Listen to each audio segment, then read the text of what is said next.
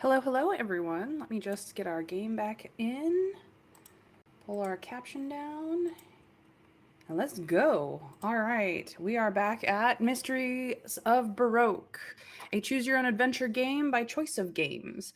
This one is stylized in a literature of Mary Shelley's Frankenstein, of John Carter of Mars, of Sherlock Holmes, those kinds of stories from that era of literature, mostly British literature, mostly, not all. We have references such as the Phantom of the Opera, Lazarus, uh, all kinds of biblical references, as well as works Cthulhu mythologies and such. So we are having a grand old time being a little bit of a revenant, a little bit of an interesting character. We are currently running Lazarus de Winter through our second run of the and as an overview of what we've done so far, we'll go over our stats just so that we know what we have, what we don't, and can make reasonable choices from there. So for our faculties or skills, as this is the section where our skills come into play, anything at 50% is technically neutral, better or worse at it, but it does mean that as we're getting into later chapters that it's more likely to be a fail state because we don't really have any skill in them. So athletics, occult, and combat are not our forte. When it comes to insight and crime, we have a touch of skill. We might be able to get away with some things. It might give us a few choices in that arena because we have a bit of them, but we're not very good at it. What we're good at is science and performance. We got those.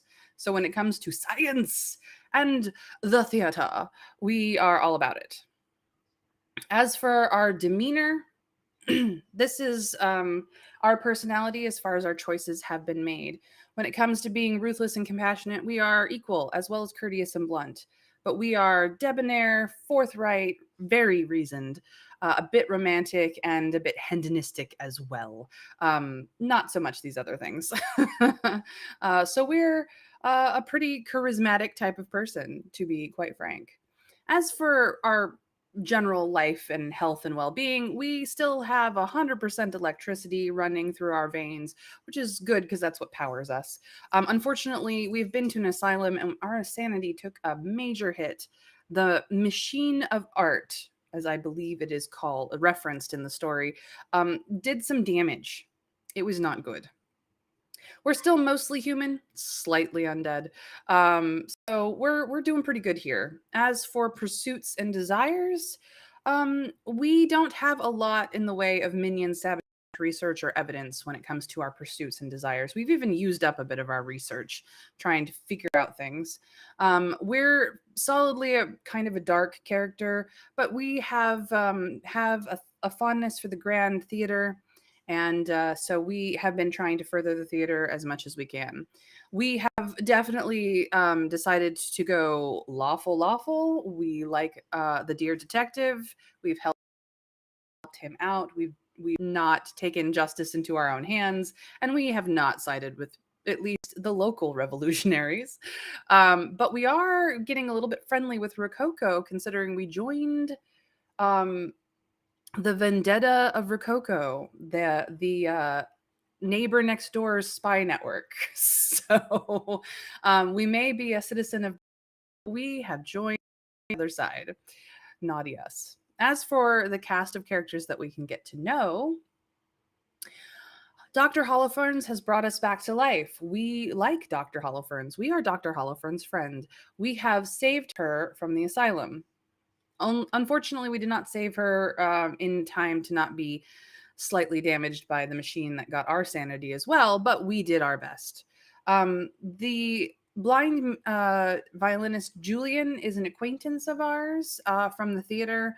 We do not know Julian well. We've not really spent any time with him. From our previous run, we know that he does have some connections to Baroque revolutionaries, but we know not much more about that, and that's pretty. We don't know about that in this run specifically. As for Mona, She is the one who recruited us into the vendetta.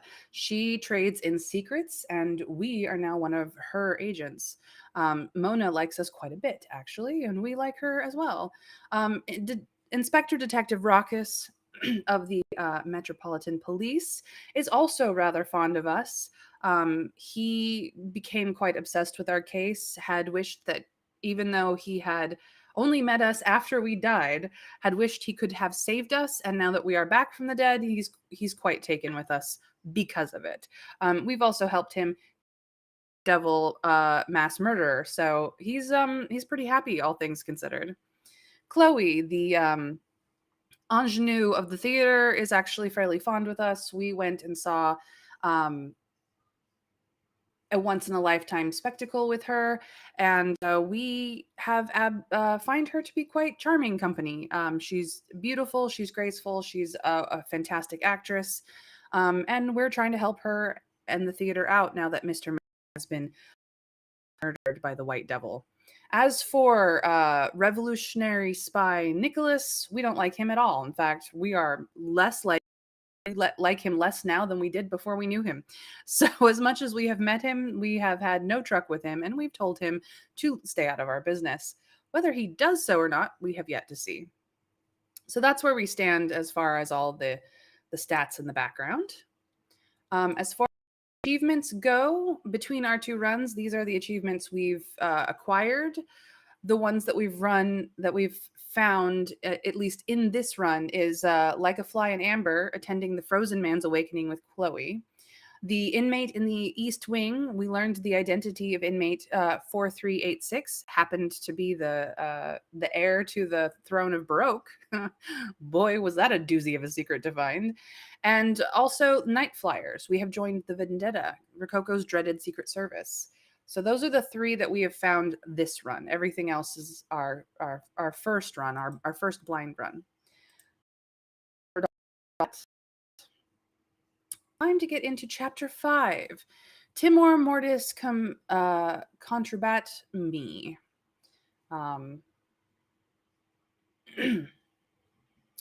You are regarding your own tomb.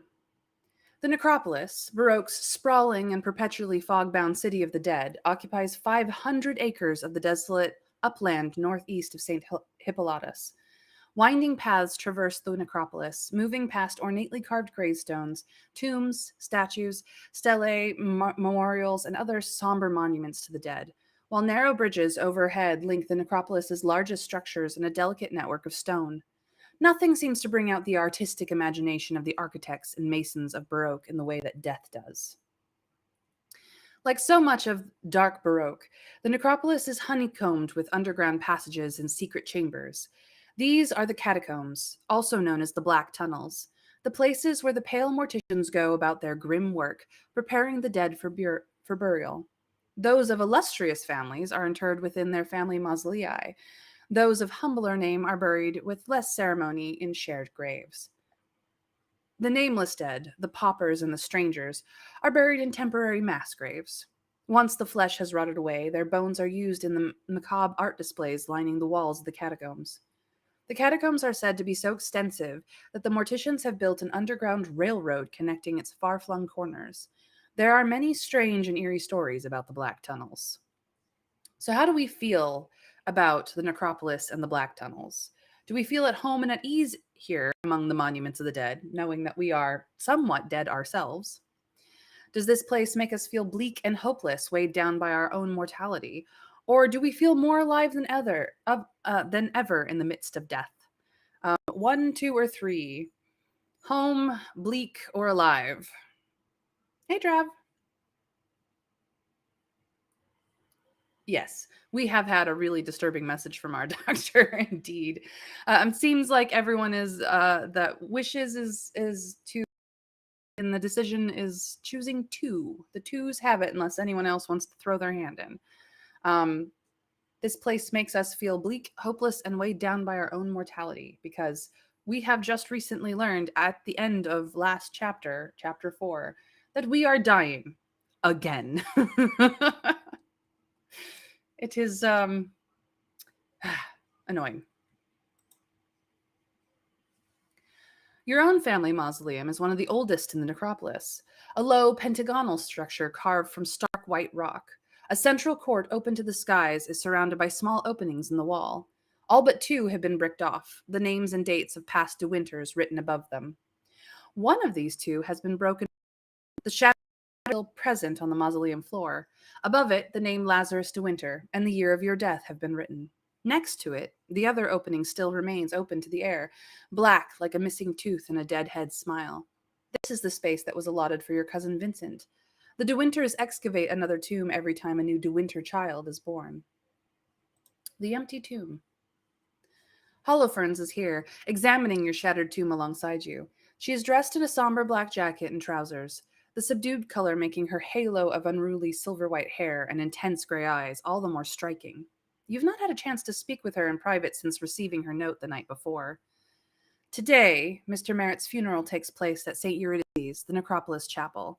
You and Holofernes came here with the other mourners from the great theater, but instead of entering the chapel with everyone else, she has tugged you aside and led you to the De Winter tomb to talk. But she has been fidgeting and poking at the walls of the tomb with her silver-handled cane instead of talking to you.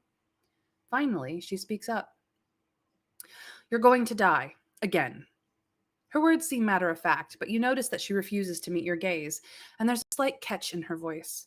Holofernes is much more frightened by the danger you are facing than she is admitting. It's very frustrating. I've run hundreds of tests. The lightning bolt that animated you, it seems as though that energy isn't self-perpetuating. At most, your blackouts are a symptom. And the more you exert yourself, the more your bodies need to regenerate, and the faster the energy will deplete. When it runs out altogether, she indicates your late resting place with a gesture of her cane, frowning. How do we respond to Holofernes? Do we say, that's it, you're frustrated, this is my life? Or, I can't die, not yet, not until Vincent has paid for what he's done. How do we respond, chat? Are we frustrated or are we determined? One or two? You tell me.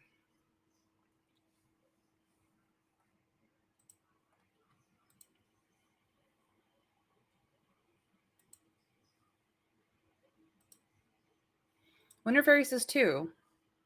Currently, we say two. Anybody else want to weigh in? Please, please, I love to hear from you.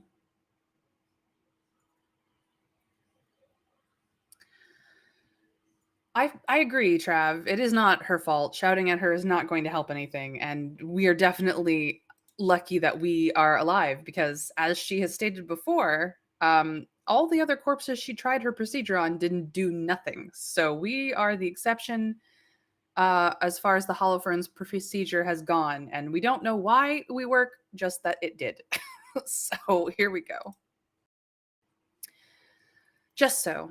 Vengeance for you, the groveling apologies of all my peers for me. We can't let this happen to you, Lazarus. Holofernes stabs angrily at the muddy ground with her cane. Anyway, I have a plan. We can find out what was wrong with the Holofernes procedure, try to fix it. Did you find out anything about your death in Oubliette? You shake your head.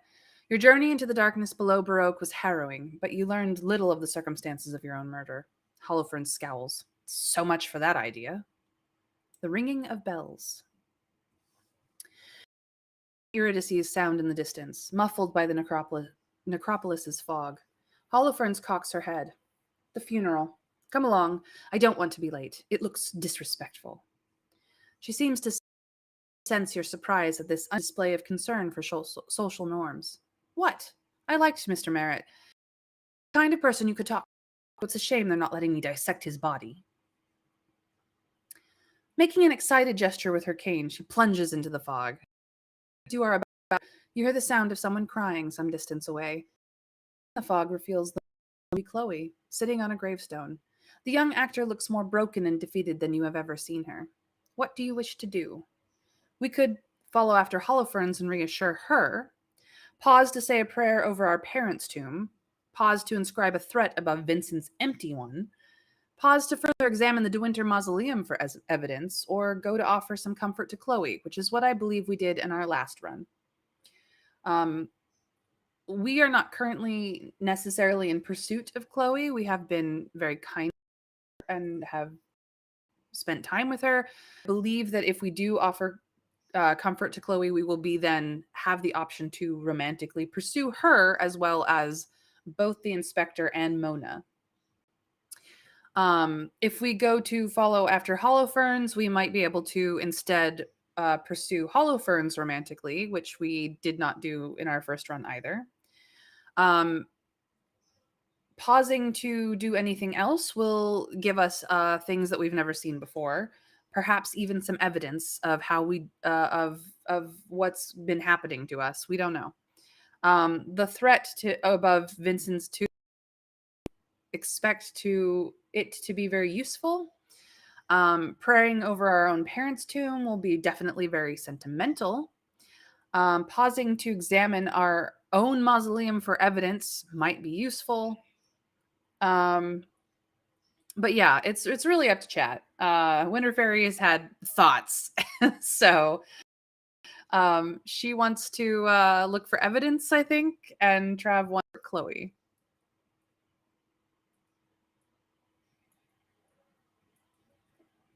Three is fun, yes. Being vengeful is fun, but I don't know if it'll further anything necessarily. Come on, let's come to a consensus here. What shall we do? 1, 2, 3, or 5? Holoferns, prayer, threat, examine, or Chloe? Any of the numbers or any of the key? Vincent's out of town. We know for a fact that he's in Terra Incognita at the moment. Or at the very least, he's traveling.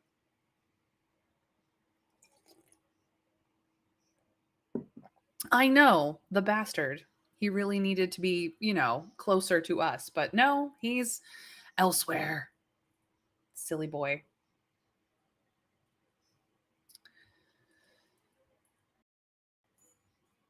We have it on Mona's good word that he has fucked off to Terra Incognita. If he hears about it, it would mess with his head. Yes, I don't know. He does most of his business is in Baroque, so any of his contacts probably could tell him about it. Assuming anyone checked on his still open tomb, they may not.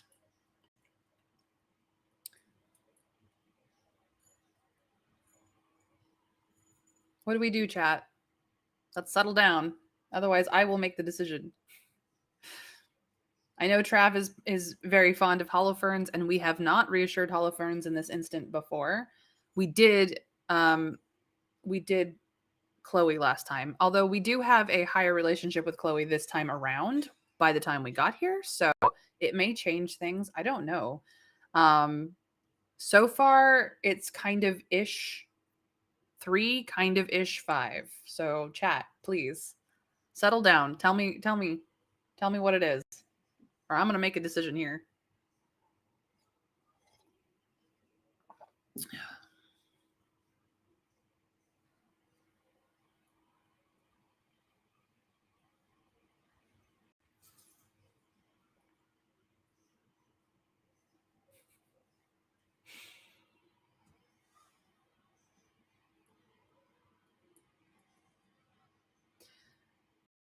One, 2, 3, or 5. Holoferns, prayer, inscribe, examine, Chloe. Those are the numbers. Those are the keywords.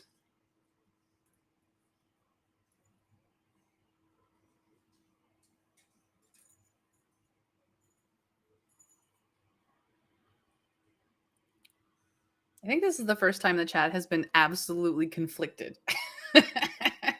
You guys keep changing your mind.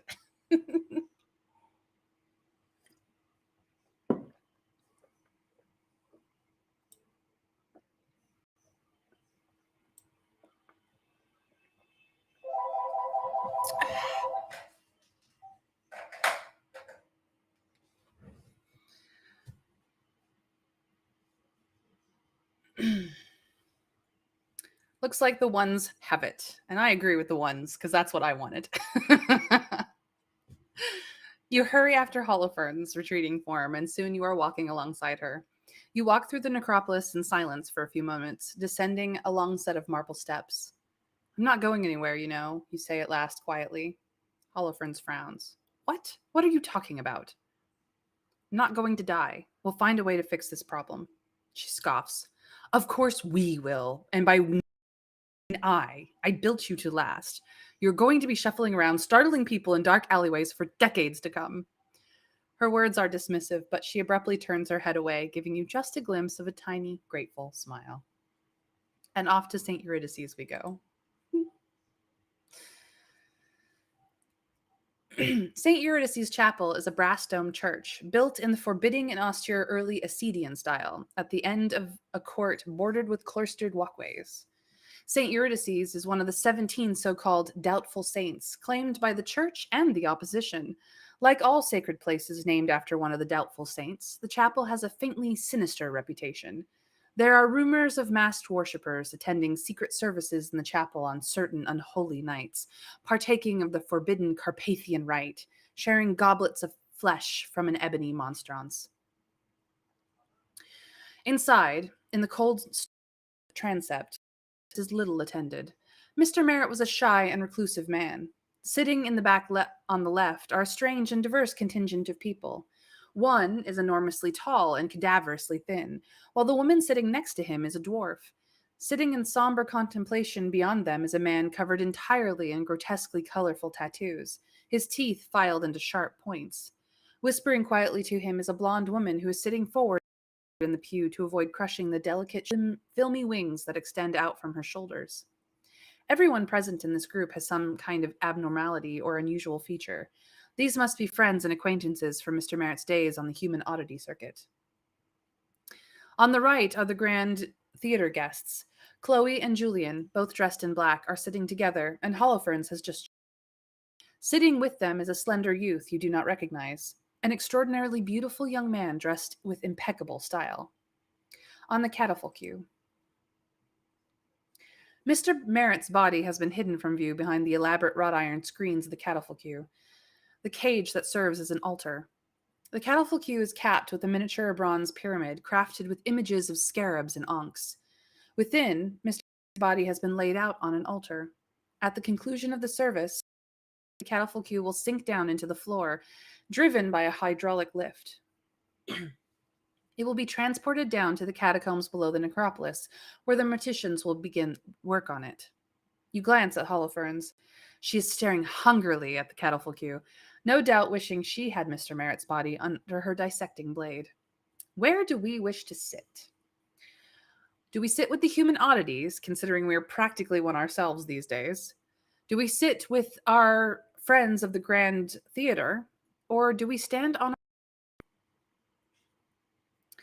Trav says, let's meet friends. And we didn't do that last time. We sat with the theater guests last time. So really the decision should be between 1 and 3. So chat, please let me know.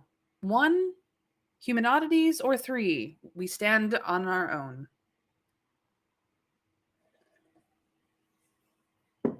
The ones have it. We will sit with the human oddities. The oddities look surprised at first when a strange person joins them, but when they notice the pains you have taken to conceal your face and body, they seem to understand and make space for you to sit with them. Rest in peace, Mr. Merritt. The service begins, and as the priest speaks, you reflect on Mr. Merritt. What was he to you, and what did his death mean? Are we saddened by Mr. Merritt's death? He was a good and gentle person, and Baroque poorer and colder, but we will do our best to keep his legacy of kindness alive. Was Mr. Merritt's death just another tragedy left behind in our wake? There is seemingly no end to darkness and pain in this that the city inflicts on its people every day. Are we not surprised by Mr. Merritt's death? Do we think him weak and foolish?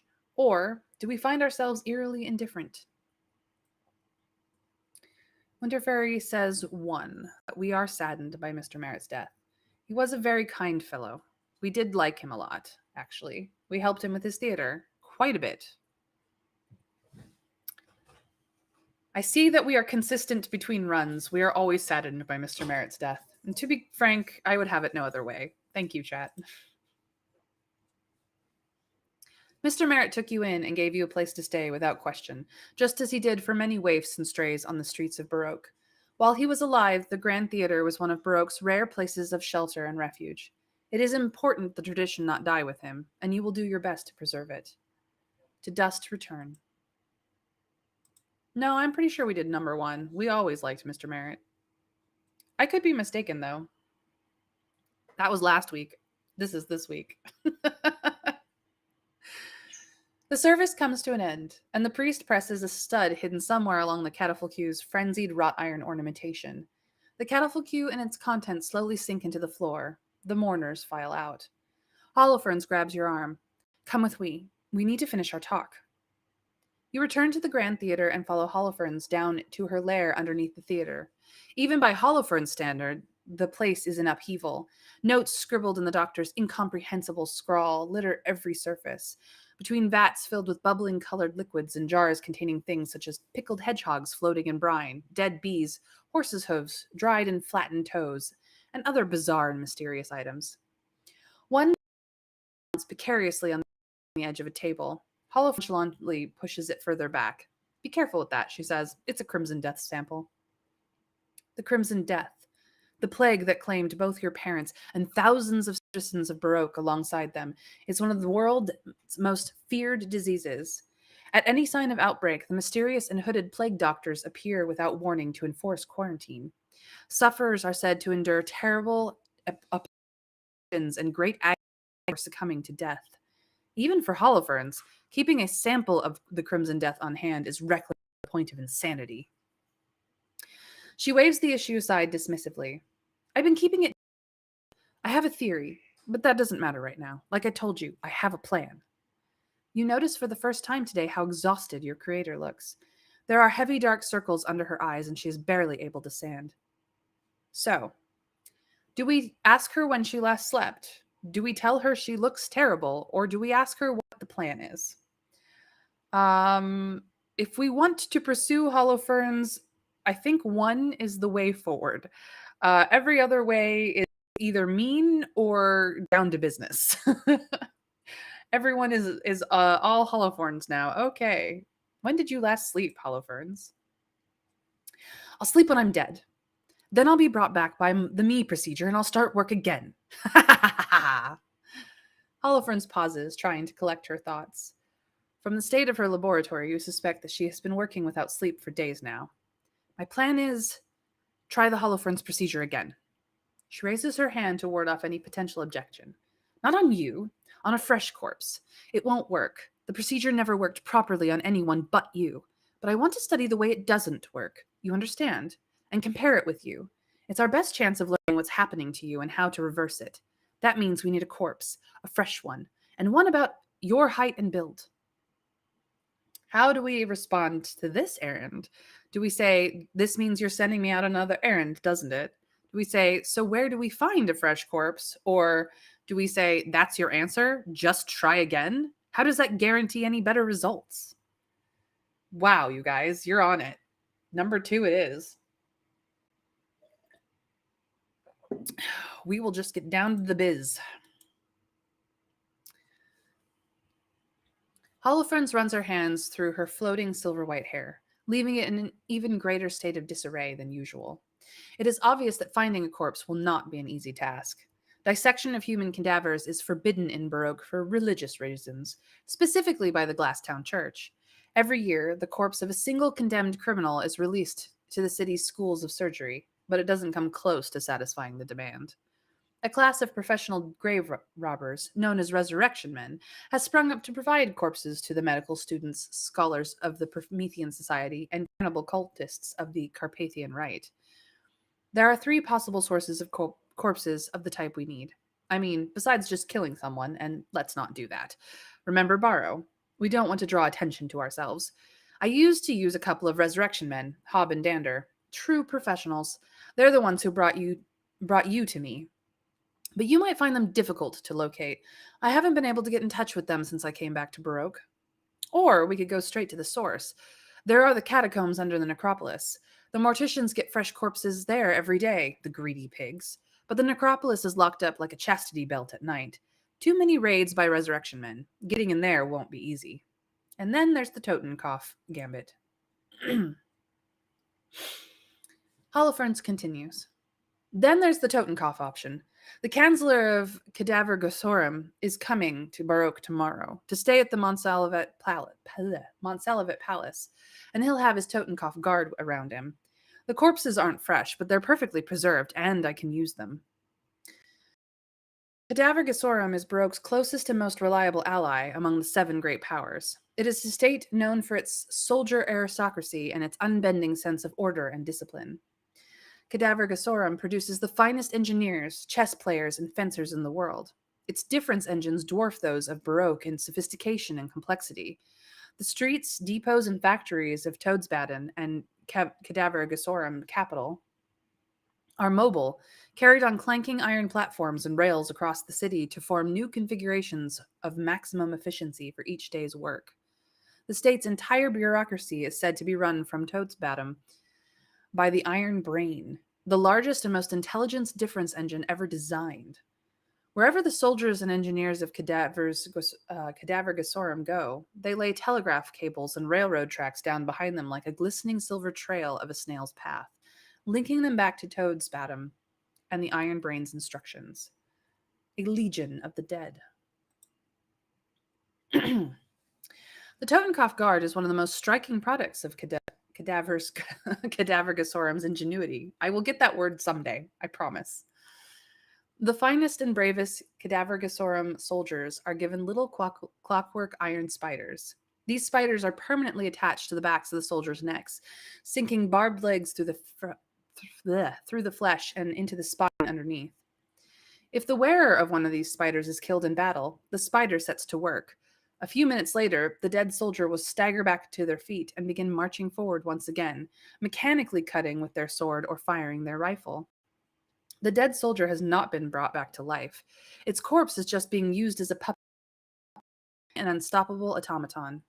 This is seen as the greatest honor a soldier can receive, and the families of such soldiers receive state pensions for life.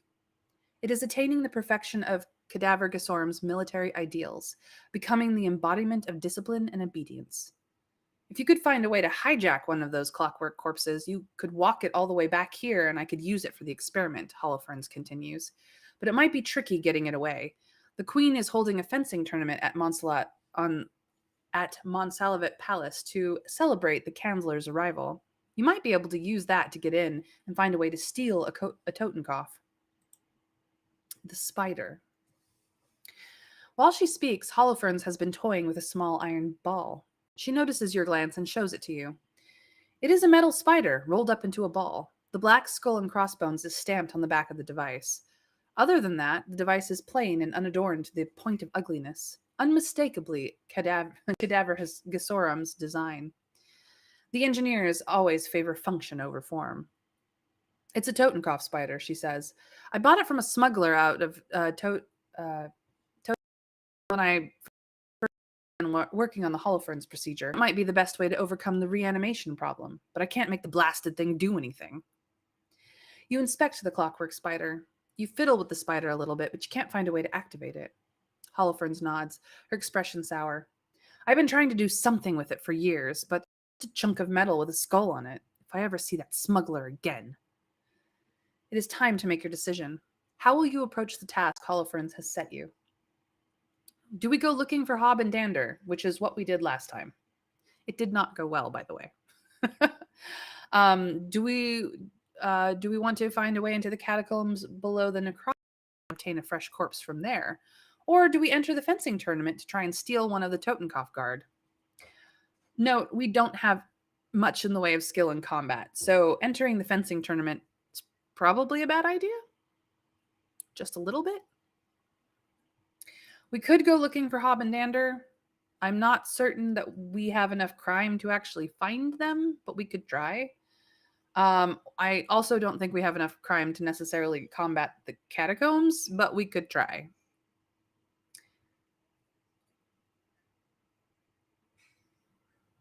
I don't know. We've never tried 2 or 3. Trav, so I don't know if we tried 3 if we would be able to do it. We could just lose, but I don't actually have any idea. 2, yes, we might be able to get Mona to help us with 2. We actually might be able to get Mona to help us with 1 as well, but we've done that. We've tried that. We failed miserably, but we did try. So it looks like every chat has decided on 2. So we will try our way into the hope that maybe Mona can help us out. Returning to the necropolis, you pace through it, considering the possibilities before you. There's only one publicly acknowledged entrance to the catacombs below the necropolis. The catafalque in St. Eurydice's chapel, the one you saw support Mr. Merrick black tunnels. The necropolis and chapel open to more day, but there would be too many people around for you to use it. During the night, the necropolis is locked up and heavily guarded, but there are so many potential hiding places across its expanse, so many tombs and shadowy cloisters. If you could find a place to hide from the sextons during the day, you could enter into St. Eurydice's and use the catafalque to reach the catacombs. In addition, rumors have always swirled about the catacombs. One reoccurring story is that somewhere far below the surface, a secret passage links the necropolis catacombs with the lowest and darkest levels of Oubliette. If you could find it, you could bypass the locks and bolts of the necropolis on the surface and enter directly into the black tunnels. But the lower levels of Oubliette are a treacherous maze, known only to outcasts and monsters. The peculiar people refer to it as the Gullet of Morlock, the place where their ever-hungry god digests his living prey. Ways and means. One other possibility remains. Your hideously scarred appearance would easily allow you to pass as a corpse yourself. You could find a public place where your body would soon be discovered, then try to use mesmerist techniques to send yourself into a death-like trance. You would be treated the same way as any other dead nameless pauper, brought by the sextons to the black tunnels for burial in the pits below the surface. This would be a risky procedure. You would need to go sufficiently deep into the trance to fool the sextons and the morticians, but also be capable of snapping out of it once there was an opportunity to slip away into the black tunnels. Dang it, this was the occult option we needed in our first run. If only we had known it was here, we could have done this one. Disturbance at the gates. While you are considering the situation on the sloping street below the necropolis, you spy an altercation at the gates. A young woman, dressed in the kind of flamboyant, colorful, and costly clothes favored by the gallants of Lindari and Primus, are arguing with the sextons. She is gesticulating passionately while the stoic, whiskered old sextons continue to shake their heads in dull denial. Finally, she breaks off and turns away. She sees you. She is beautiful, but her beauty is of a haunted, enigmatic quality. Black curls fall to her shoulders, framing a wan face, and her dark eyes are as large and shadowy and full of desperation as those of a starving child. She seems frail and weak, barely able to support herself. "Perhaps you can help me," she cries. Her accent is strange but musical. "My name is Catherine. I am a stranger here. I come from Carpathia. I'm here with my mistress, my love, the Princess Carmilla von Kaldenstein. They have interred her under your necropolis." Catherine's story. Trav is like, vampires. Yes, Carmilla. I believe this is a reference to the bloody Countess. She's bad news. Over a few broken sentences, Catherine tells you her story. She and the princess were making a brief stay in Baroque, on a residence in the Bay of Calvino. Catherine needed to carry out some business related to one of the princess's holdings outside the city, so she left Carmilla in their hotel for a few days. Unexpected travel difficulties delayed her return, and when she did arrive at the hotel, she was greeted with terrible news. Princess Carmilla had been found pale, cold, and lifeless in their hotel room, and the coroner had declared her dead. Carpathian tradition insists on death, and so the princess's body was taken to the necropolis as swiftly as possible. "But she is not dead," wails Catherine. "My mistress is prone to these strange fits. She may seem dead, but it is not so, not so. And now my pretty mistress will wake up among the horrors of the rotting dead. They won't listen to me at the gates. They think I am one of your body snatchers telling lies to steal the dead." Catherine is growing more agitated as she speaks. How do we respond? Do we ask more about Princess Carmilla? Do we ask about Catherine herself? Do we tell her that we will help her in the find her mistress in the Black Tunnels? Do we remain since we cannot promise to prioritize her Camilla over our own objectives? Or do we have our own concerns and will simply not help her? Indeed, Trav, indeed. Every day at dawn, strangely regular fits.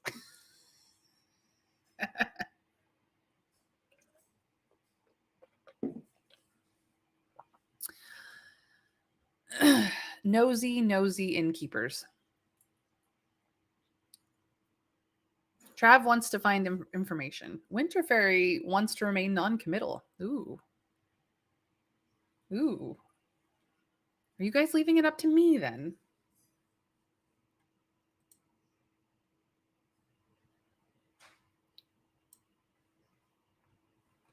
I guess so. If we ask questions, we might be able to ask more than one. I don't know. We've not been through this section before. So I'm going to ask about Princess Camilla and see if we can ask more questions. It could be that the last three options will further the story and the first two won't, but we shall see in a moment. Yes, I was correct. Nice. Catherine's expression softens fondly. She is the most beauteous, the wisest, and the kindest creature on the earth. The von Kaldensteins are one of the oldest and most revered bloodlines in Carpathia. My mistress's ancestors fought and bled for our land during the wars with Gondel. She has a way about her. I do not know how to describe it. One cannot help but love her, want to serve her, want to look on her always and only. Woof, woof. Powerful stuff. Shall we ask about Catherine herself now, seeing as we absolutely, I believe that will also not further the story. We will just get more information. The Vampire of Kaldenstein by Frederick Kaut. Yeah, this is definitely the reference to that. Absolutely. It's also slightly a reference to the Bloody Baronet, the Bloody Baroness, the Bloody Countess. I don't remember what her title was, but yeah, it's somewhat that. Trav agrees with me about asking about Catherine. Winter Fairy, are you in on the information gather? Just wanting to further the Let me know. Let me know. Anyone else in chat is welcome to join in on the decision making as well. I always love to hear from chat.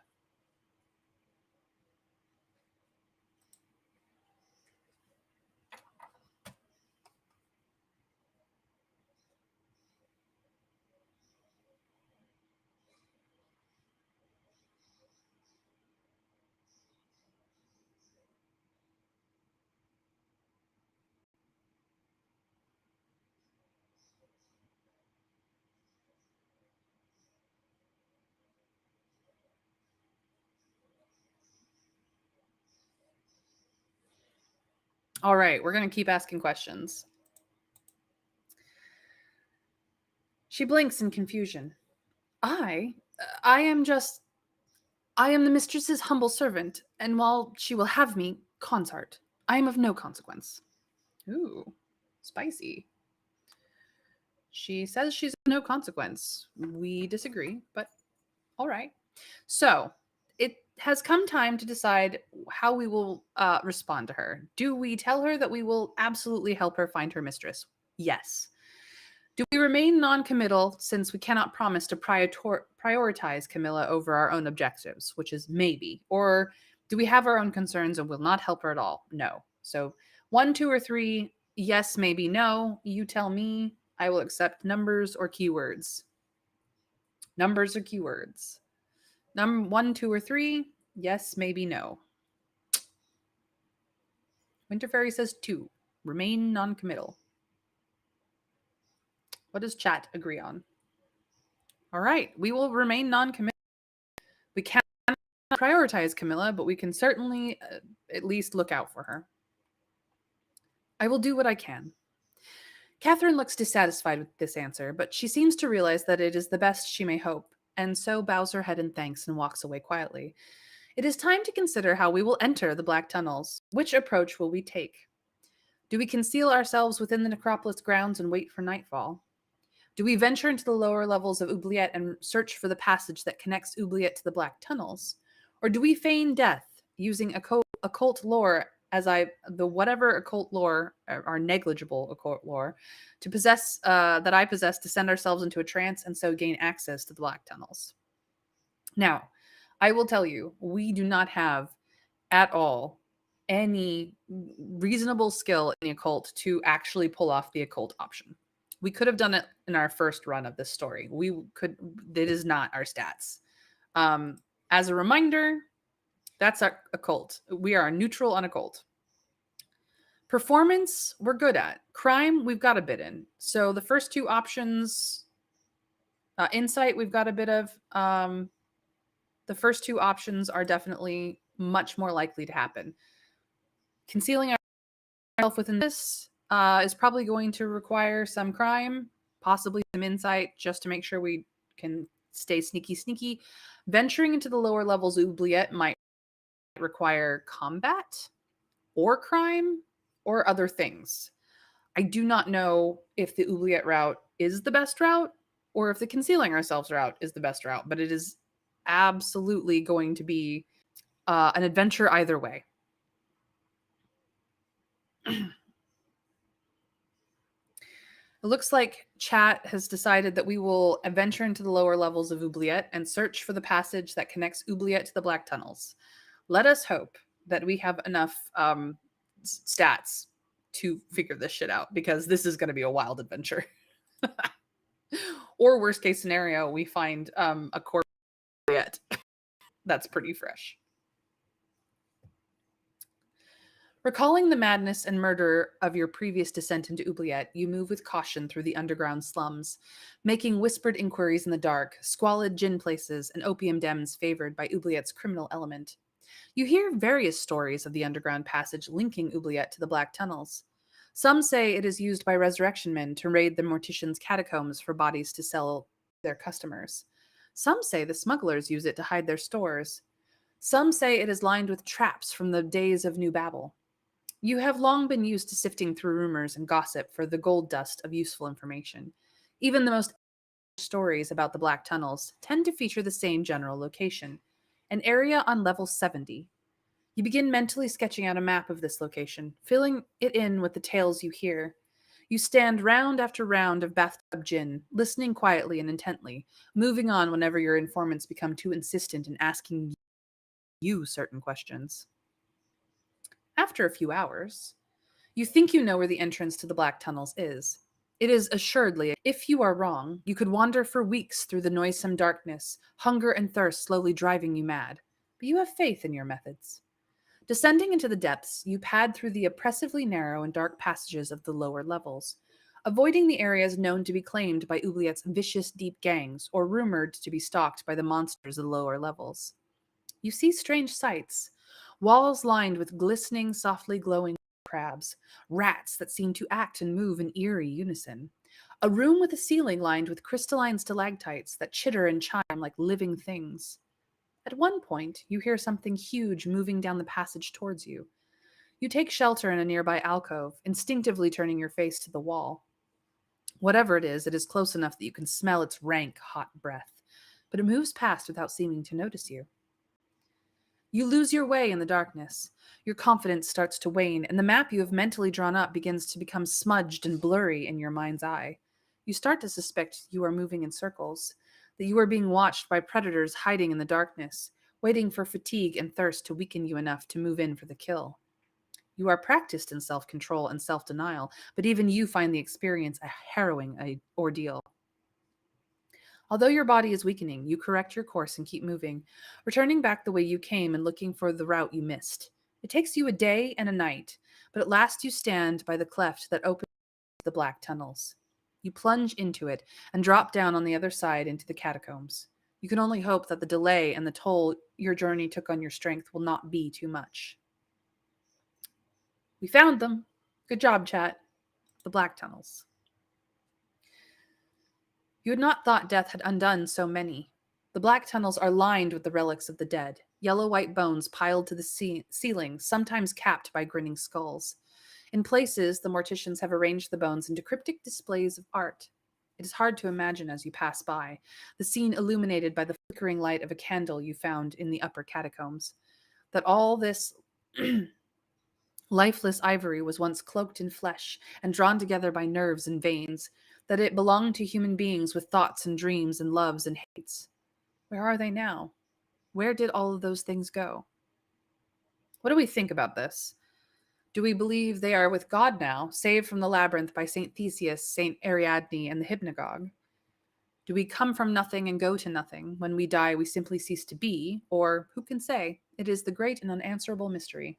How do we feel about all this bone? These morbid artworks of people gone dead.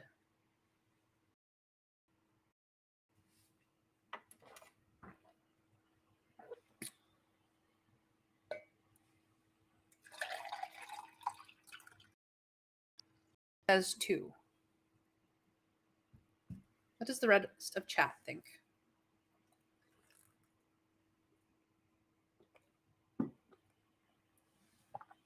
Mad scientist we are.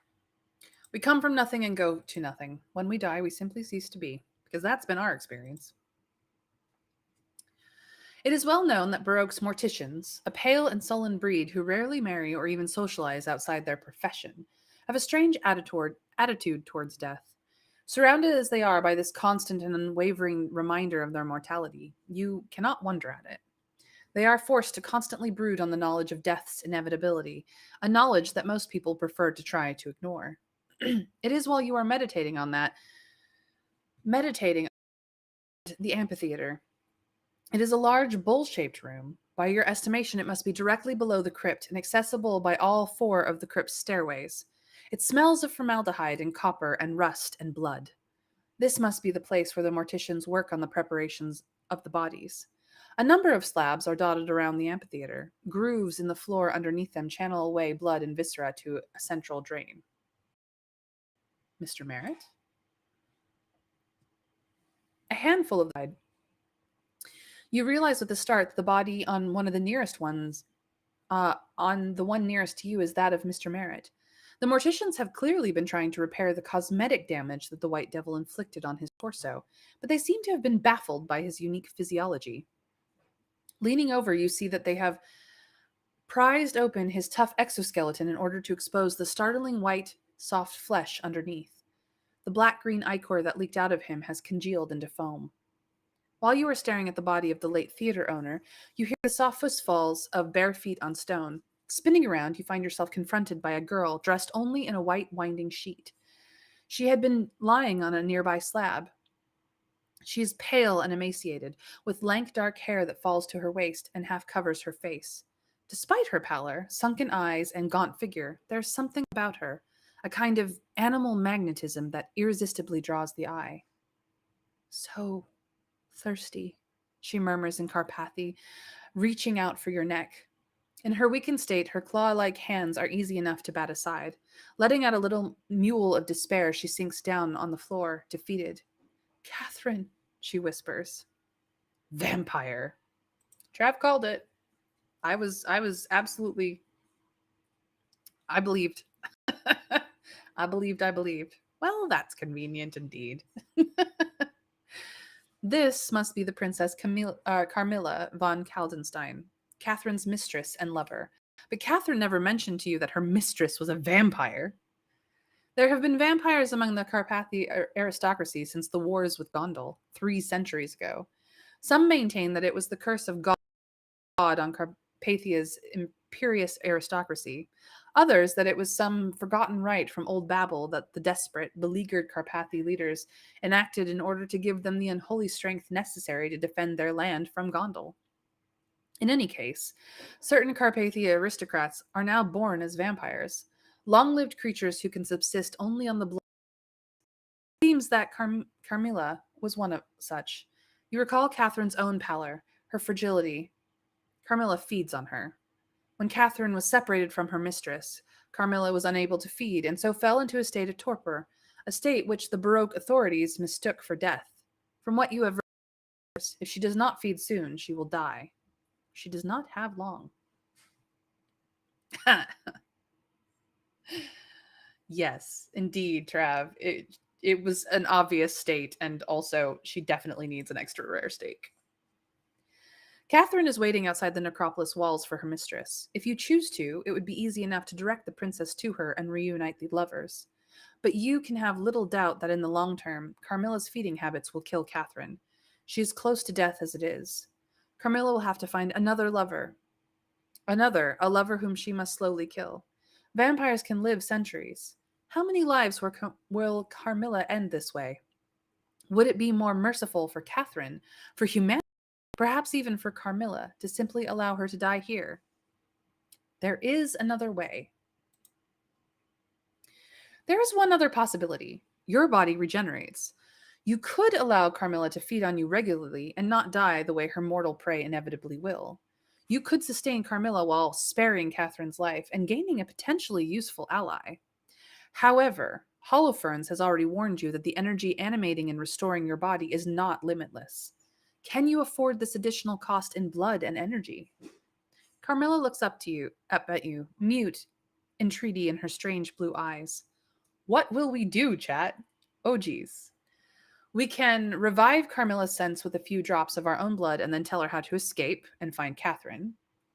We can wait for her to die, bringing her unnatural existence to an end, or we can to feed in full and perhaps gain an ally. What do we do, chat? We are currently down percentage in electricity and sanity. But she could be really useful.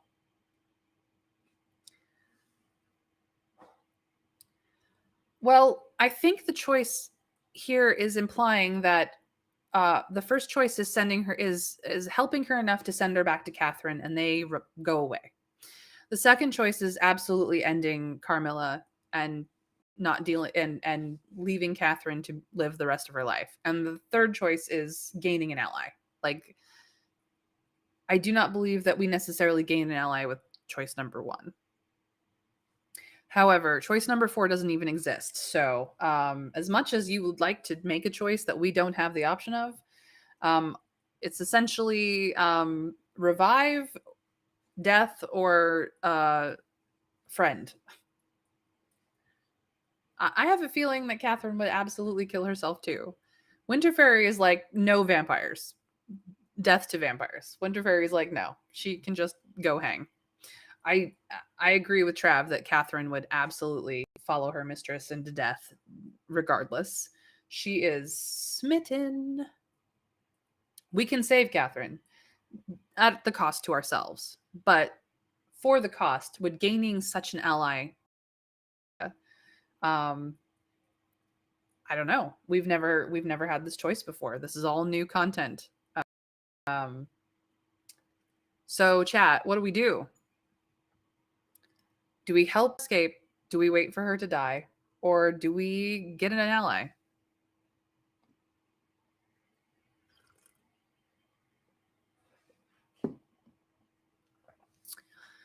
Trav says 1. Winter Fairy says 2.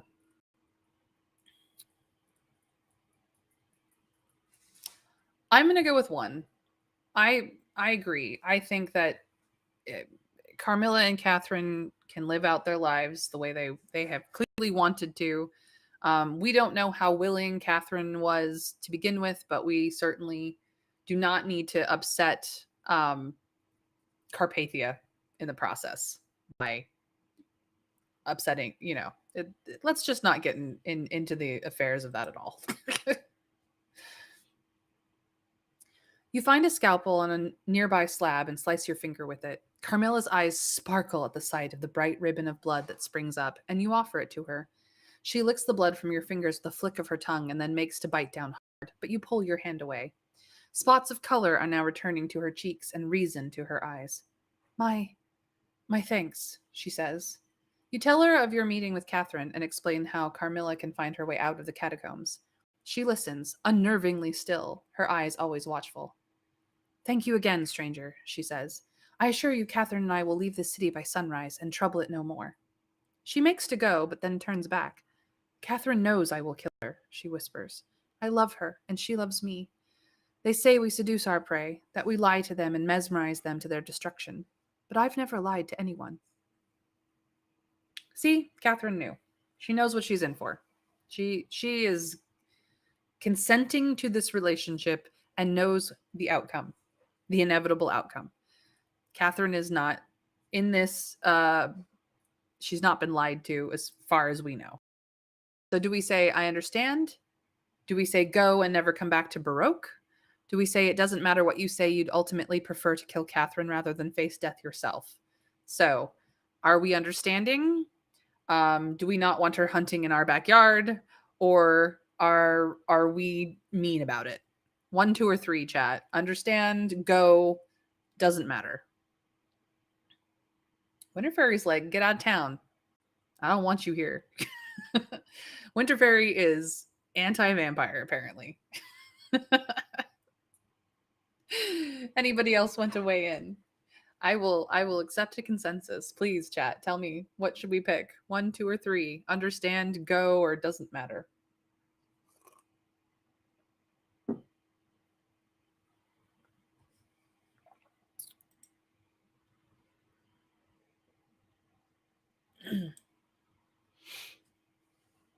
So far, the 2s have it. Anybody else want to weigh in?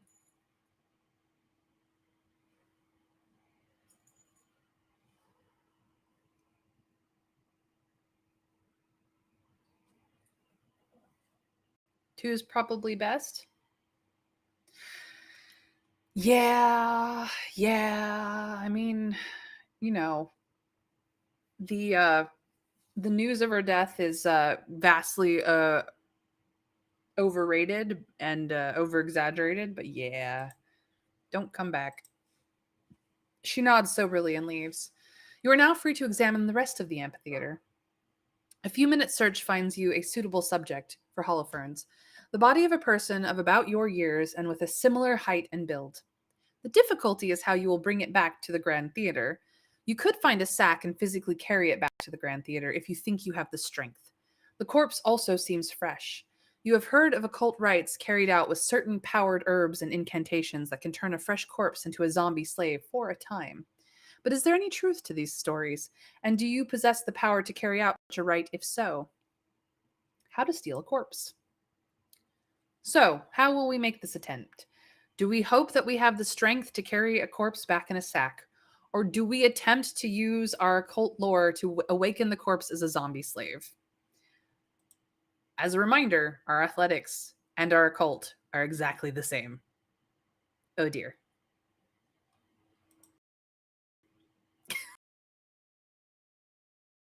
50 chance of either of these things work.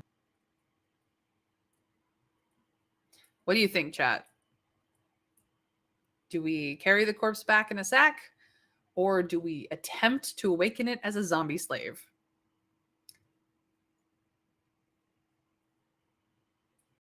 Either way, it's going to be interesting how we fail here. We do have the weird strength thing. So 1 might work just because we are stronger and faster than we should be as a dead person. But 2 would definitely be a hoot and a holler. It was absolutely the cult choice we needed in our first run that we never found. Gosh darn it. Winter Fairy says 1. I think Trav basically agrees. So if anyone else wants to weigh in, the 1 have it.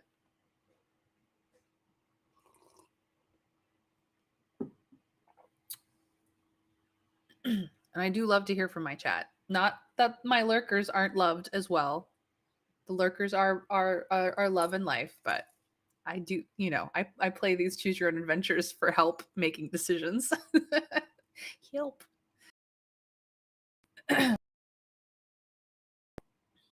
Looks like the 1s have. All right. Well, we will try to carry this bad boy back. You find a sack among the mortician's equipment and thrust the corpse into it, then heave it over your head.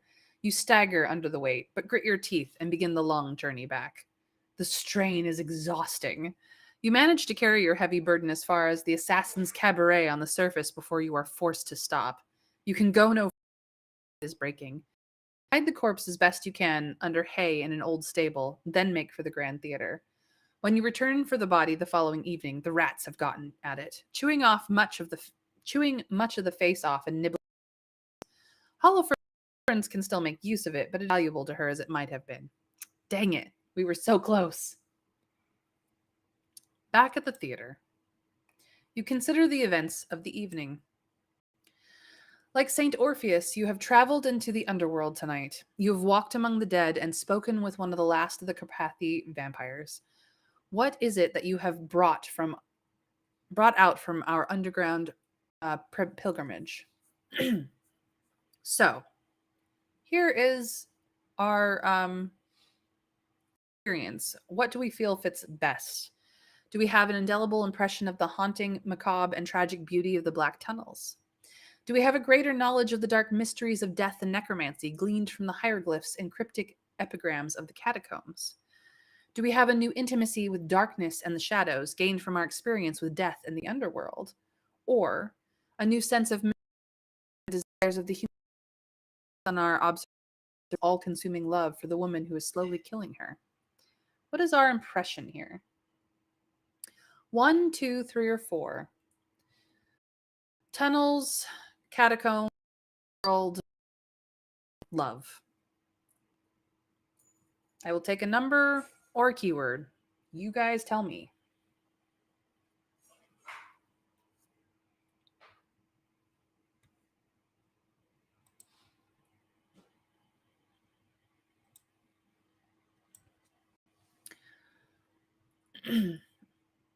Tunnels, catacombs, underworld, love. 1, 2, 3, or 4.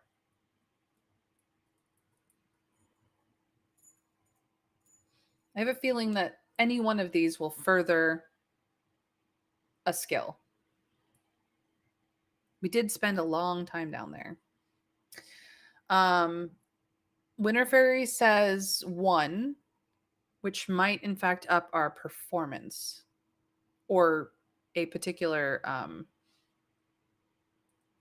personality trait.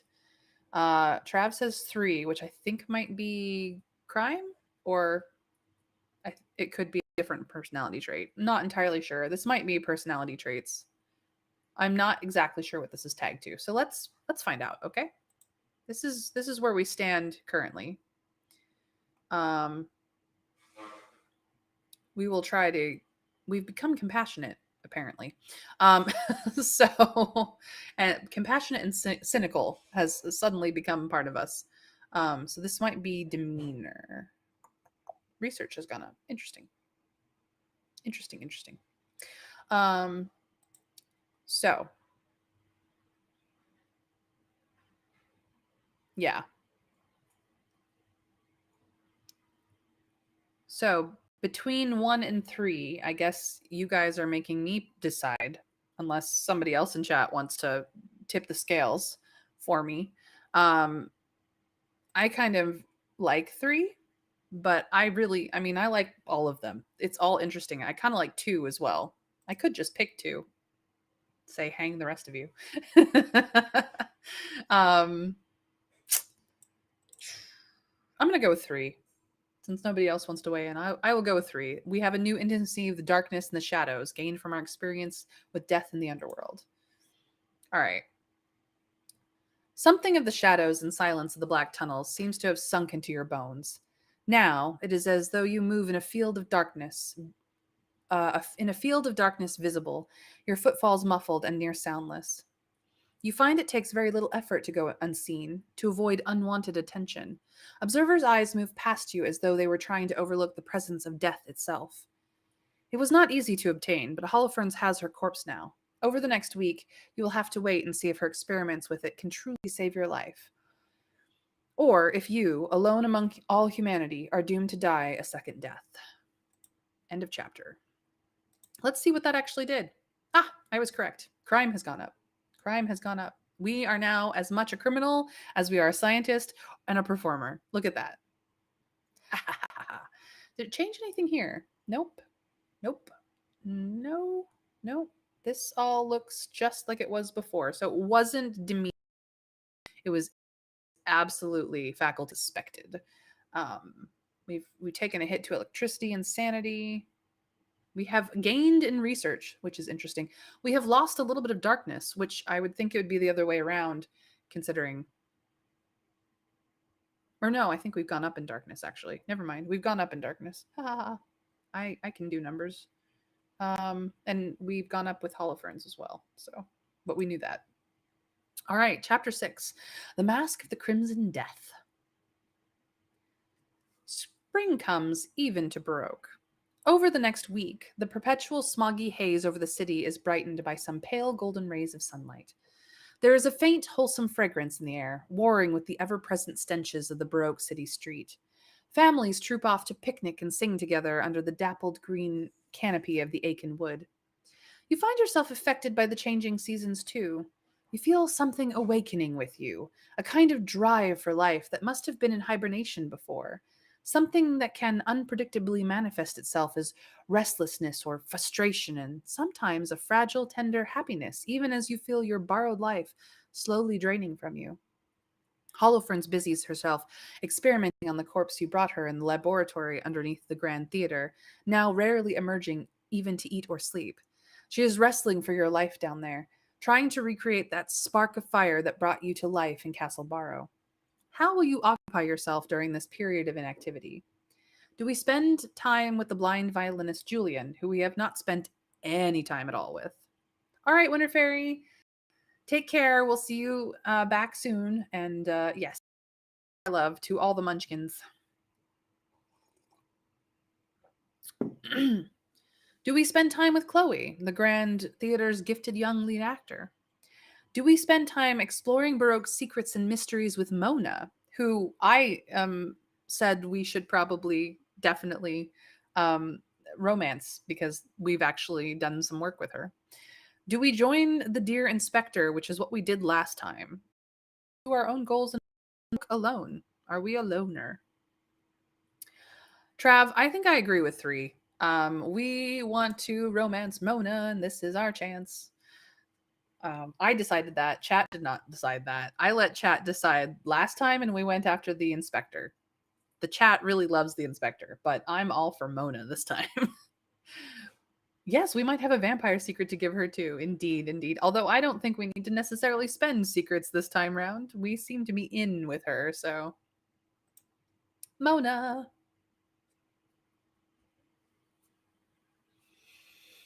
Little is seen of you around the Grand Theater over the next week.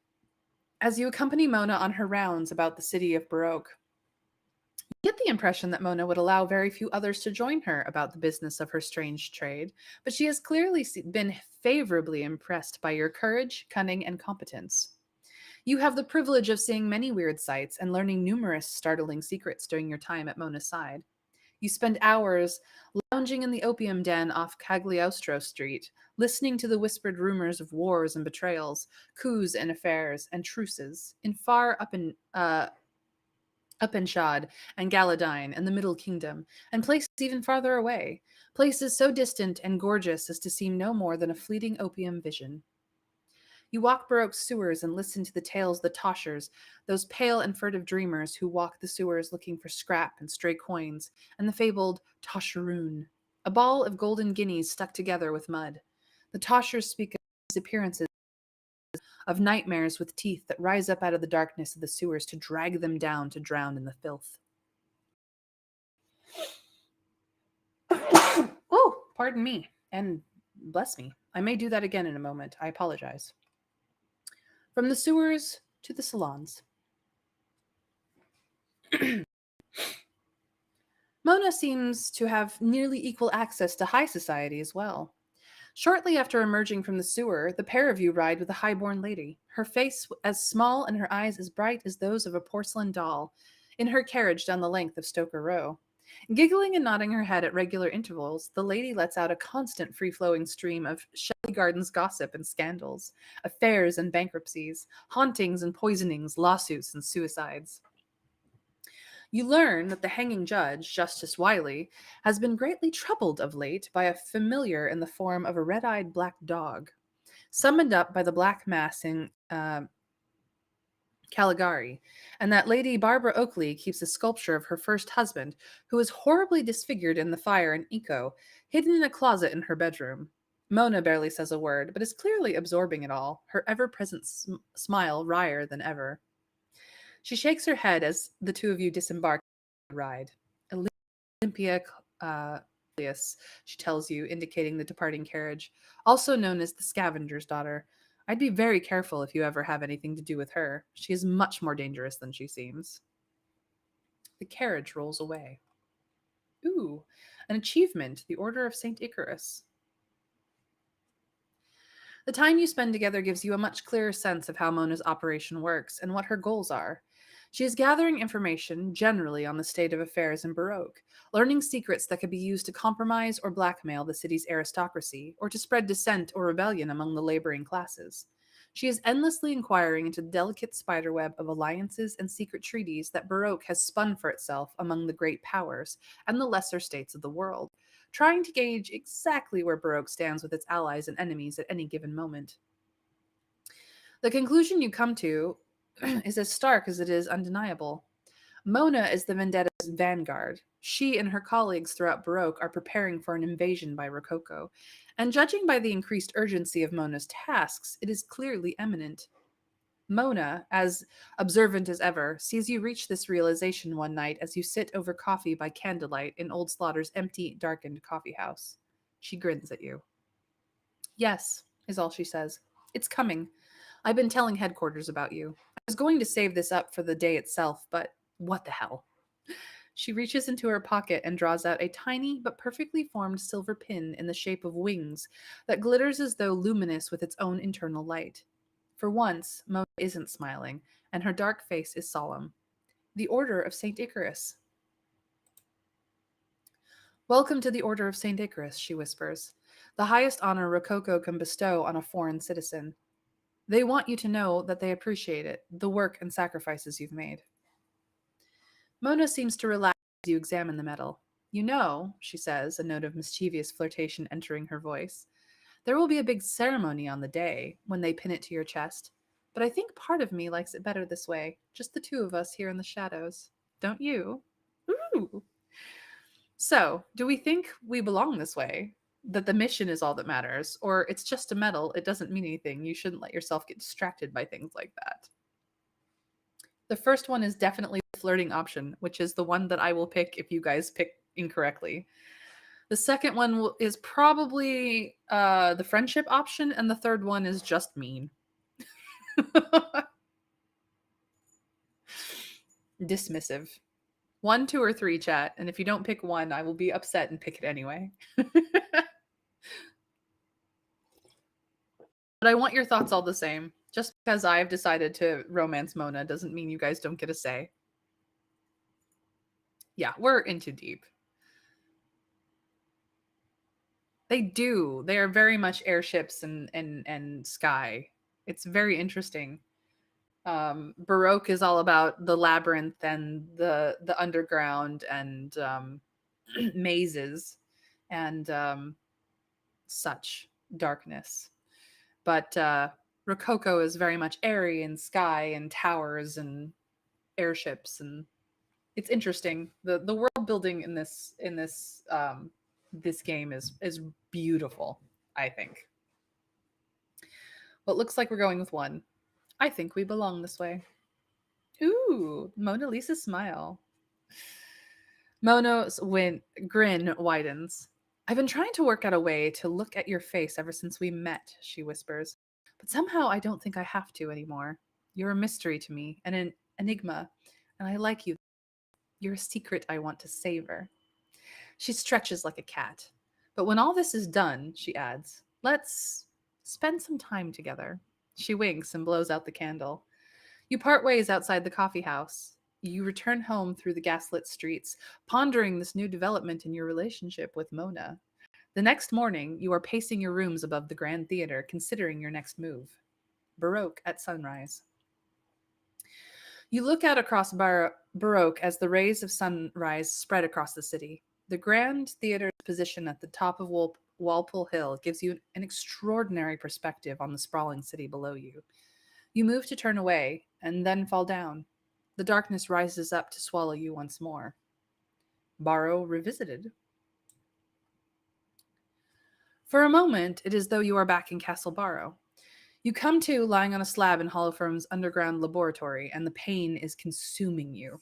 It feels as though every scar and wound on your body has torn open at once, grinding in your ears like rusty machinery breaking down. You try to open your mouth to scream, but find you cannot move. You are frozen in a moment of pure agony. Through the red-tinged fog of pain, you see Holofernes. In her hand, she is holding the little vial that contains the crimson death. You realize she is speaking, and by concentrating, you can make out some of her words through the dull roar. You blacked out again, happening much sooner than we expected. Deterioration. The crimson death might reverse. She attaches the vial to a hollow needle and fills it. Helpless to move, you realize she intends to infect you with the vial's contents. Nobody has ever been known to survive the crimson death once they have contracted it. Even the possibility of infection can get entire tenements sealed off and quarantined by the ruthless and mysterious plague doctors. It is the disease that killed your parents and tens of thousands of other residents of Baroque. Has Holofernes lost her mind? Do we think she has clearly lost her mind? Do we take the assumption that we took before and say, who knows with her? Or do we have faith in her judgment despite everything? 1, 2, or 3, chat. Clearly, who knows, or faith? What do we think about Holofernes in this desperate moment of desperation?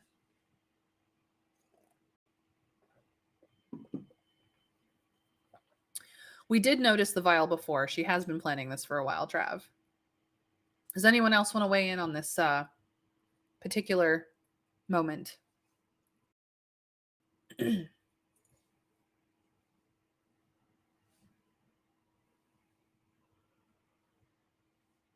I think the threes have it.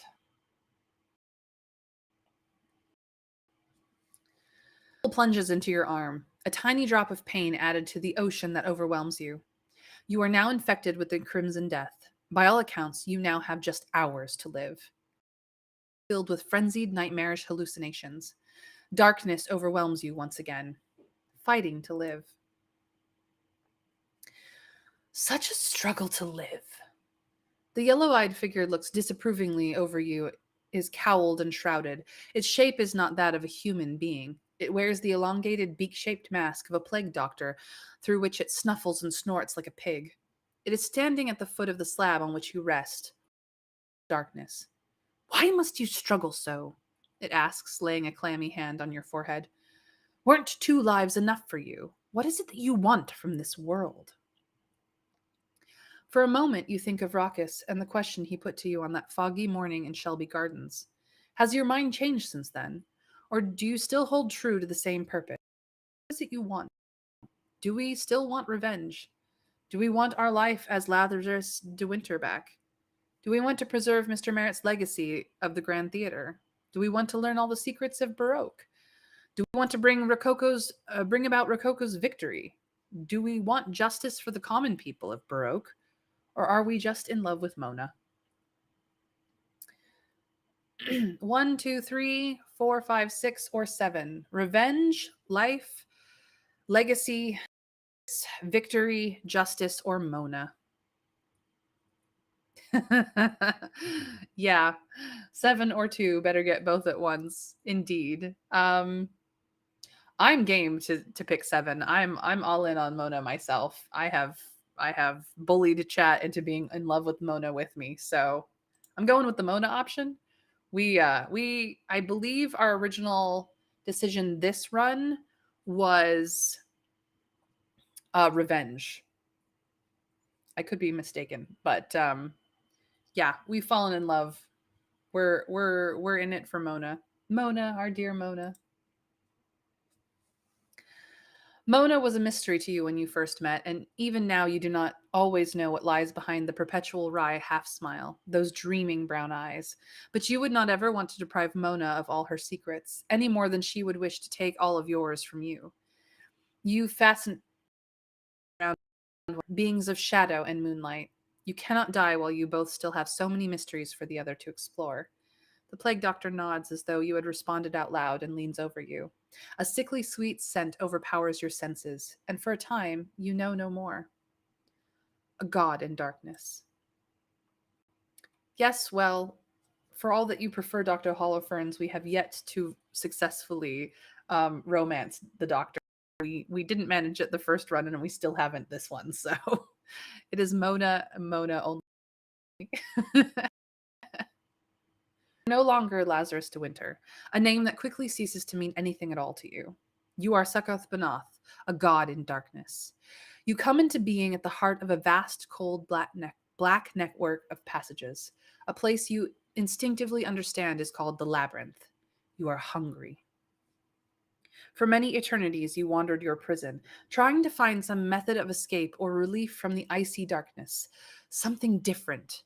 But all you found, in all directions, was more of the labyrinth. In time, you came to understand its nature. It is you.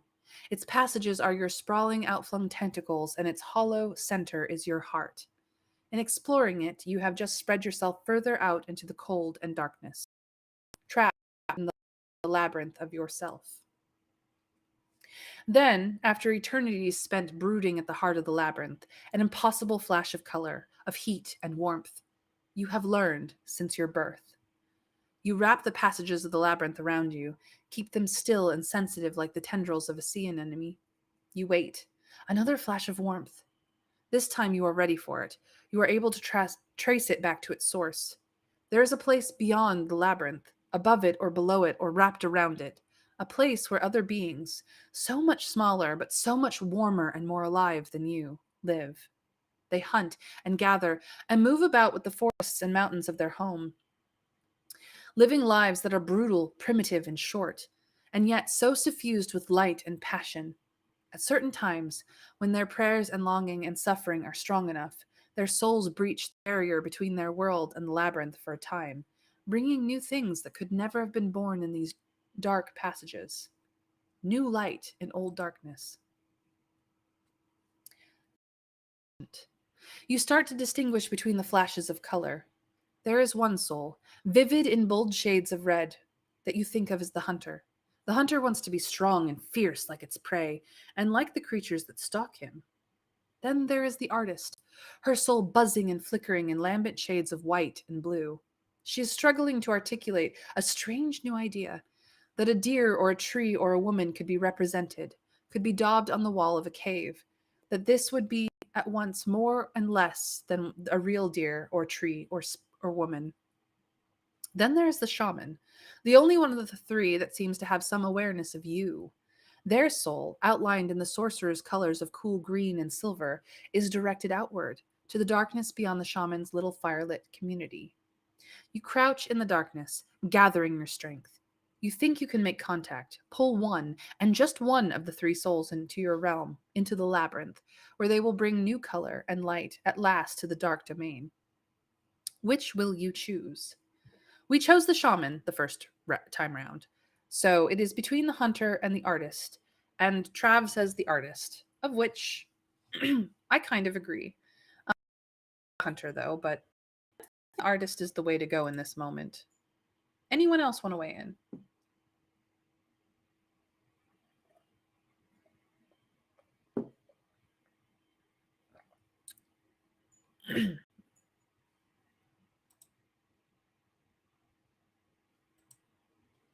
Looks like the artist has it. It is not long before you feel her presence once again. Her dreaming soul reaches out from her world to yours, in search of those images that she wishes to depict, in search of the ideas that she is still trying to find ways to explain to those around her. You lure her deeper and deeper into the labyrinth until she is utterly lost, and then you pull, and she's dragged headlong into your domain. Her flickering blue and white soul lights up the labyrinth. Her restlessness and her creativity, her quicksilver mind so filled with gorgeous glowing images, affect you deeply. You cannot resist. You try to hold back, to keep enjoying her presence a little while longer, but your hunger is too great. You wrap your labyrinth around her, hold her tight in a tangle of passages, and strip away layer after layer of art and imagination and ideas. You consume her memories of her first experiments in paints and dyes, pounding flowers and berries into paste, studying the natural world around her, considering its lines and angles and colors, trying above all to attain her vision, her art tastes hot and sweet to you, but it is gone too soon, and there is only the cold and darkness of the labyrinth. But you are still hungry. You are too hasty. Your meat is too scant. Passing. In more souls make their way through the labyrinth. You try to be patient. Instead of snatching and eating at once, you experiment. You discover that you can affect the creatures that dream of the labyrinth. You can whisper to them, influence them. Perhaps you can guide them into creating something greater, something that might satisfy your hunger forever. You have absorbed some of the way these creatures think from your first meal. What will you whisper to the souls of the sunlit world? Of honor and glory? Of logic and reason? Of shadows and mystery? Or of the truths of the human heart? I believe we went with Shadows and Mystery original in our original run. So, one, two, three, or four: honor, logic, shadows, truths. What shall we pick, chat? What shall we do? Logic and reason this time, since we are a scientist. Well, we might be again. Hard to say. This is a vision, after all. A maddening vision.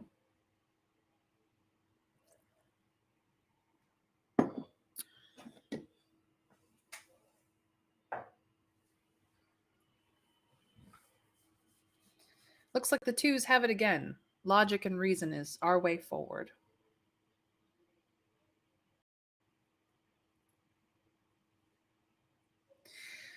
Indeed, we did not go enough at the start, but I think broadening our skill set actually worked more in our favor than it didn't.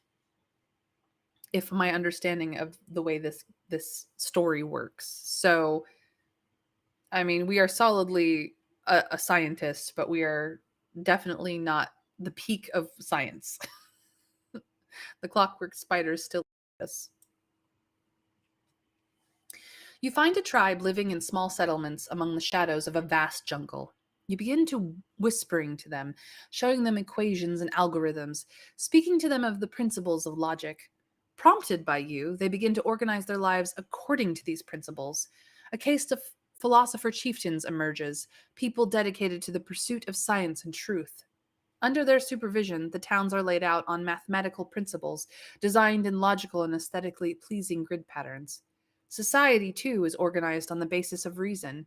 Castes exist to defend the city, to build and to farm and to provide services, and each individual is assigned to the case that best suits their talents. Resources are distributed according to need, and children are raised in large collective creches. The leaders of this society are driven by a restless need to know more, to better understand the principles of the physical world. Their accomplishments are legion.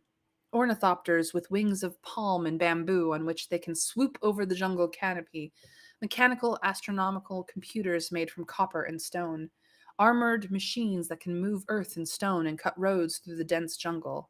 But none of them are enough, for you have shared with them just a fragment of your own infinite hunger.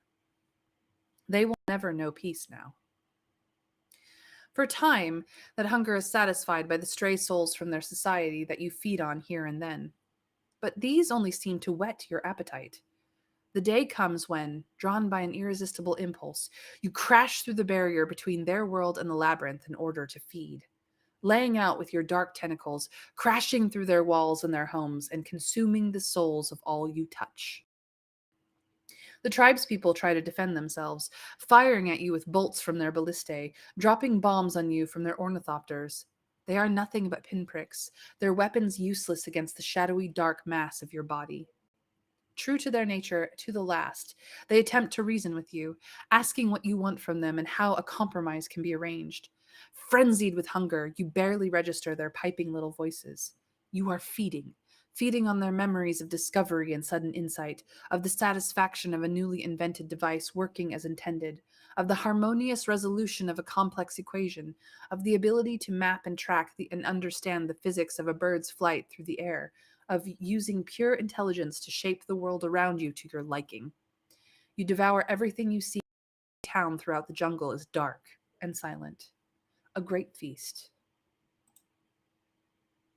You have fed mightily, and you find yourself feeling lazy, heavy, and sleepy, with so many new memories and experiences and ideas to digest. You are drawn back against your will through the breach, back into the depths of the labyrinth. Even in your post feeding glow of contentment, you feel misgivings. You know that the meal that you have just had, of the civilization you shaped for yourself, of your children, will only last so long, and eating so heavily has only increased your appetite. You are well beyond the point that a single soul could even begin to satisfy you, to bring light to all your vast labyrinth. Is there any way your appetite for light and warmth, for the experiences and memories and knowledge and art of the sunlit world could ever be permanently assuaged? You draw breath. You are Lazarus de Winter again, though you almost lost yourself in the vast and strange experience of being Succoth Benoth. Was it real, or a fever dream induced by the crimson death? Many of your memories of Succoth Benoth and the labyrinth are fading, as though they are too outside the realm of human experience to be contained in your mind. But you retain others, memories and lore and skills from the people and the culture that Benoth consumed. Can it be true that entire civilizations of the past have been born and shaped solely to satisfy the appetites of a dark and hungry god? Do all sufferers of the death see the same things in their final moments that you have done? What do we feel about our experiences, chat? The intensity of all that. Whew. Do we think yes, this is why they rant and rave in the way they do? Do we think no, that surely we are unique in this respect, as the Holofernes procedure must play some part in this vision? Or can we not say, is it all too much to take in? Um, we picked three last time. We could not say last time, but we have yes, no, or no idea. And it is true. Nobody has returned from death like us. So Trav says too that this is surely unique because from the Holofernes procedure playing a part. The meta is definitely no for a totally different reason, but in this moment, as Lazarus de Winter, knowing nothing more than what Lazarus knows, I agree with number two. Does anyone else want to weigh in?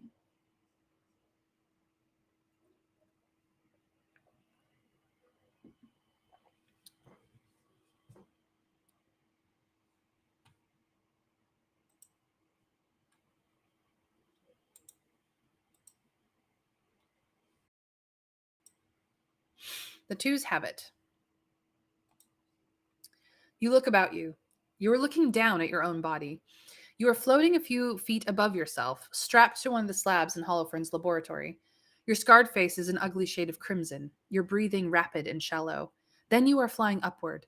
Now you hover above the Grand Theater, looking down at the crowd that is gathered outside. The doors have been closed, and a picket of plague doctors stand beside them. The plague doctors are said to have an uncanny ability to immediately detect and quarantine new cases of the Crimson Death, and they have proven that today. How in the world could they have known about Holofernes infecting you with the Crimson Death? Now they have enforced quarantine on the entire theater. A crowd of actors, stage onlookers gawk in disbelief. Nobody is being permitted inside or outside the theater until the infection has run its course. There is no use arguing with the silent plague doctors. They are a law unto themselves in Baroque. A familiar face in the crowd. Holofernes is among the crowd. She must have left the theater before the plague doctors arrived. Now they will not let her back in, despite her furious protests. Julian, standing with Nicholas in the crowd, lays a gentle hand on Holofernes' shoulder and draws her back. Stalks across the musician's features as he stands, knuckles white on the grip of his cane. You see Mona among the crowds, too. She's scribbling down calculations, clearly trying to work out some bribe or scheme that will get her past the plague doctors and in to see you. You want to see more, but you find yourself sinking once again, crashing down like a comet into darkness. Winter's Tale. You are Winter, one of the rulers of Babel. The lottery of Babel randomly determines every position in the new empire, from lord to serf, except those of you and your three fellows. You have been bred for greatness. Your grandfather was the diplomat scientist who negotiated a peace treaty with the sentient crimson death bacteria, turning a deadly threat to all life to one of humanity's greatest allies. Your mother was the engineer who established the network of portals between the stars, allowing Babel to set up colonies on the moon and Barsoom and even further afield. But today, your achievement will complete and overshadow all of these. For you are the final architect of the Tower of Babel, the greatest accomplishment imaginable. Even now, you know that Spring, your greatest rival among the four, is watching from the city in a fever of jealousy. Do we revel in our triumph over Spring? She would accept our sincere overtures to her. We could be allies, not foes. Or is Spring of no further significance? Our accomplishments have long since transcended anything she could achieve. How do we feel about Spring? We picked number 2 last time. It did not help us in any way with Spring in our original run through. So I would suggest number 1 or 3 that we should either be um, in Revel or that we think Spring is below us. Bless her little cotton socks. Trav says 3, that Spring is of no further significance. We have transcended her. I want to agree, but the rest of chat is welcome to weigh in if they would like.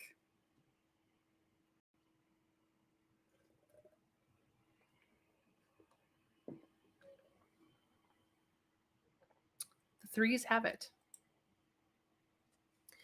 The tower is a tiered monumental structure standing impossibly high in the sky, finished after centuries of labor and research. Inside, stored in the crystalline machines and streaming blue liquids of Babel's semi sentient technology, supplemented by the vivid streams of crimson death running through it, will be the dizzying sum total of all knowledge, all art, and all science under the sun. Our archaeologists, anthropologists, economists, and linguists have scoured the globe in the wake of the legions with their notebooks and their sketch pads, their recording equipment, and their sample cases. Within its crystal brain, the tower contains a record and definition of every word in every language that has ever been spoken on Earth, including the languages of the bioelectric pulses used by the Crimson Death and its kin. Its arc zoos contain representatives of every species of animal found on Earth, as well as those of the exotic species that the legions have found on other worlds. Its museums contain exhaustive records of every civilization that has ever been. But what is more, every region has its own crystalline transmission station to which researchers and scholars will report every day of their lives. Once the tower's central crystal brain is activated, it will receive the signals from those outlying stations, continually updating its archives as new information comes to light, creating new knowledge. Nobody knows what will happen when the tower is activated.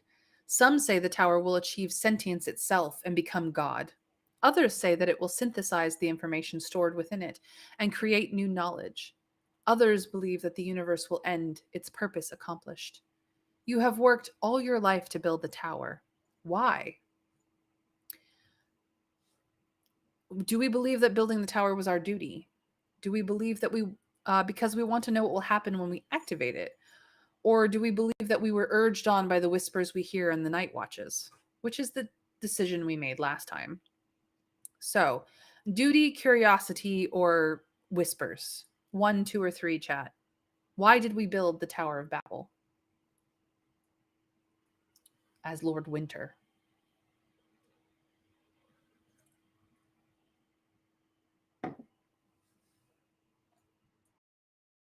One, two, or three? 2. We must know, and we don't believe that this is the 9 billions names of God situation. We'll be fine. Oh, how wrong we will be. But okay, we just want to know what will happen when it turns on. Perhaps it does not matter what your motivation was. From the moment it was first envisioned in the days of Old Babel as a mere mystic symbol or philosophical hypothesis, the tower seems to have made itself ever more real, as though it were a thing that always existed in some sense. You are standing at the pinnacle of the tower, white glass blinking its many, many tiers. If you were an ordinary human being, you would quickly die from a lack of air so high up. But your Crimson Death life mate has augmented and enhanced your lungs to allow you to breathe here. Beneath your hands are the tower's crystalline controls. Just placing your hands on them is enough to activate them. The tower is awakened. You can feel its vast knowledge in your mind. You can feel yourself merging with it. And all at once, the sky turns red, and you feel a voice like thunder in your mind. At last.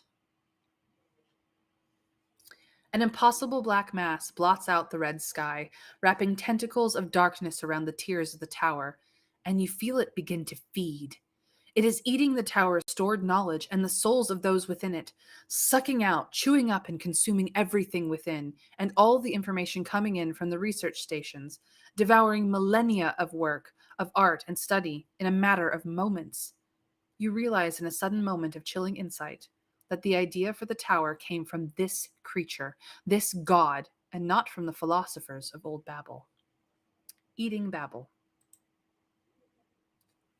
All of your people's history and of triumph and conquest, of tragedy and civil war, Babel's supreme accomplishments in magic and science, none of it meant anything except as part of a scheme to satisfy the hunger of a half-mad god thing, this Succoth Benoth. Now it devours the tower, and you with it, bonded as you are to Babel's crystalline archives. But perhaps there may be a chance to save something of yourself. You know the tower and its secrets better than the invader. You must use them to wrestle with God. So, how do we fight back? Do we fight back using the tower's military history and knowledge of tactics and strategy? Do we fight back using the comprehensive archives on the natural strength and power of the flora and fauna of the world? Do we fight back using the dark secrets of arcane lore from old Babel, which I think is what we chose last time? Do we fight back using the science of the new empire, which is probably our best choice? Also, welcome back, Winter Fairy. Do we fight back using the tower's information on finance and economics? Do we fight back using the art of Babel? Or do we fight back using the tower's knowledge of humanity? Chat has decided that science is the way to go. And to be quite frank, chat, I agree. We are going with science. Babel built its new empire on science. Its mastery of impossible physics has brought it to the silent, smooth, crystalline technology that powers its sleek flying machines, that keeps its and heated, that maintains the web of portals between worlds that has allowed it to extend the new empire across the stars themselves. Stored in the tower are the fundamental rules of life itself, established by Babel scientist philosophers. Many believe that once every colliery and implication of these laws is worked out, humanity will become God. You fight Succoth Benoth with the shimmering, glittering equations of Babel science, trapping it in its logic and exploiting its more power for the fight. Succoth Benoth is relentless, monstrous in its strength and restlessness. But just as you feel yourself begin to tire, a new mind joins you. One from far in the future, with insight into a different kind of technology and a different kind of science. Technology that is powered by steam and clockwork. Science that's cruder and yet more vital, more practical. The two of you combine to fight the dark god. Will you be enough? A moment of reprieve. Your efforts are hopeless. Succoth Benoth is strong and hungry, a living god come to devour everything you have built. But you are able to use your resistance to conceal some things from him. Some secrets of Babel hidden below the ground or up in high areas that future generations will be able to dig up and marvel at. Having some sense of the wonders your people brought into being. Perhaps they will draw inspiration from these things and try to recreate some for themselves. And so Babel will live on, in defiance of the jealous god who wished to consume it all. Succoth Benoth, frustrated that you are succeeding in concealing certain tempting morsels of lore from it, there is time to do just one last thing. You have worked out the identity of the mind that came to your aid. The name Lazarus de Winter belongs to it, a descendant of yours, so it seems that something of Babel's people will survive after all. They must have encountered the Crimson Death, which attempted to form a life bond with them and open their third eye. But this is extremely dangerous for those who have not been ritually prepared for the experience. The Crimson Death is a wild and terrible steed, one that killed millions in its day. There is one last thing you can do. Transmitting the secrets of bringing the sentient disease under control to your descendants' mind. They will be able to merge safely with the Crimson Death now. Just as you finish relaying this information, formed in the biological language of electric pulses spoken by the Crimson Death, Sakath Banath breaks through your barriers. The last thing you see is a black tentacle raised up against the sky to strike you down. And then you open your eyes. You open your eyes, feeling sweat stinging them. You are once again just Lazarus de Winter, lying in Holofernes' laboratory under the Grand Theater. Your strange wild ride through cosmic gulfs of time and space seemingly at an end. But you are still dying, and death burning through your veins.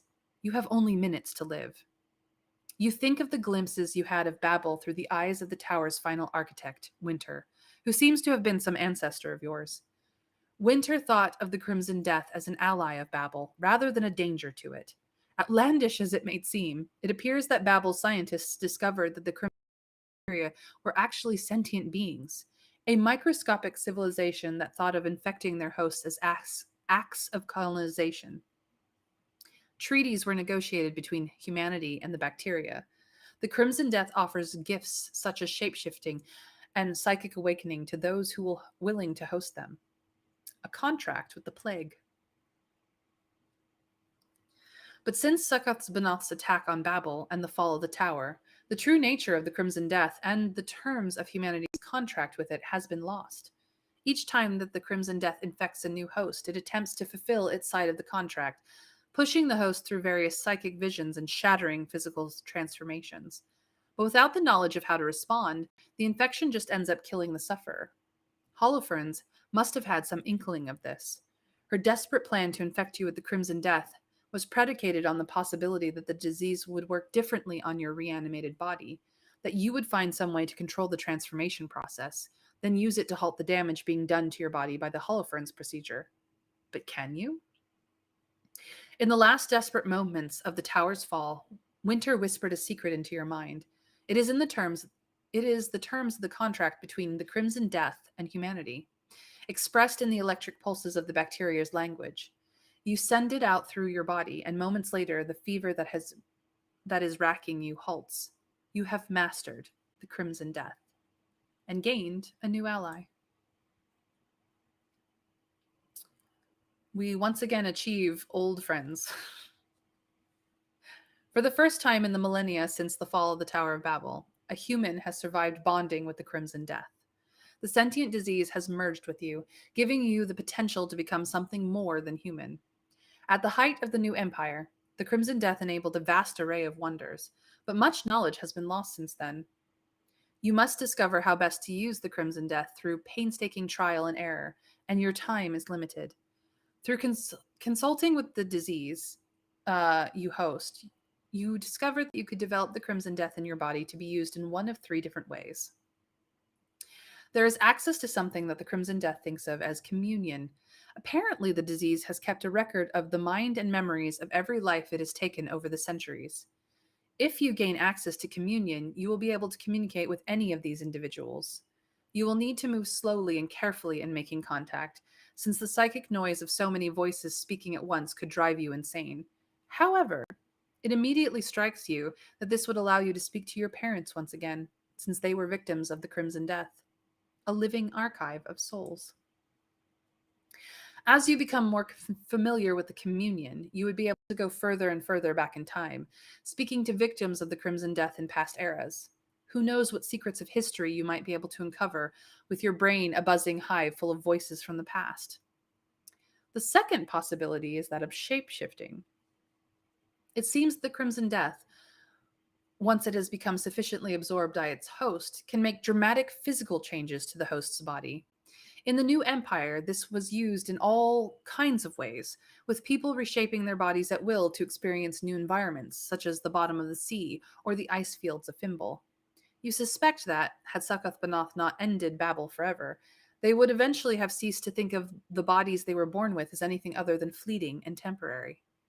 If you choose to devote the Crimson Death's energies towards shapeshifting, it will be decades before it has sufficiently knitted with your flesh to allow transformations of the speed and facility of Babel's day. But you will be able to alter your appearance, at first temporarily and later permanently. This will allow you to heal the scars on your face and body, restoring the appearance that you had before you were tortured and murdered. You will be able to walk the streets of Baroque without your disguise. In time, you will be able to reclaim your old life and your old identity. Finally, the Crimson Death offers you vision, the chance to see life from their perspective.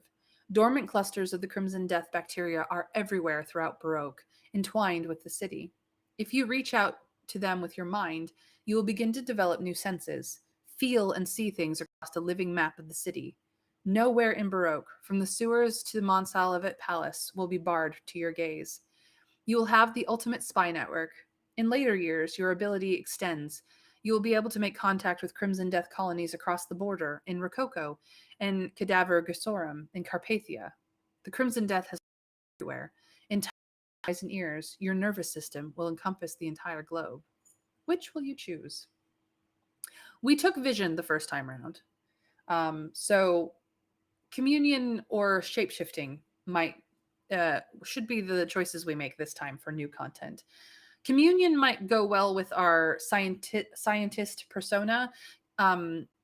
Being able to draw upon the memories of the science and history that people from who knows how long ago knows, and the memories of people who have died who were scientists as well might be quite good for us. It also us a lot more than that, but it would definitely work out.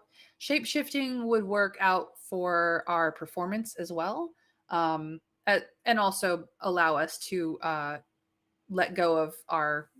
We would be able to give Mona a pretty face once and for all, which might help in the wooing. So Winter Fairy says shape shifting. Trav also says shapeshifting. And yes, it would also help us get our old life back and be pretty again. So we're going with shapeshifting this time. Woot.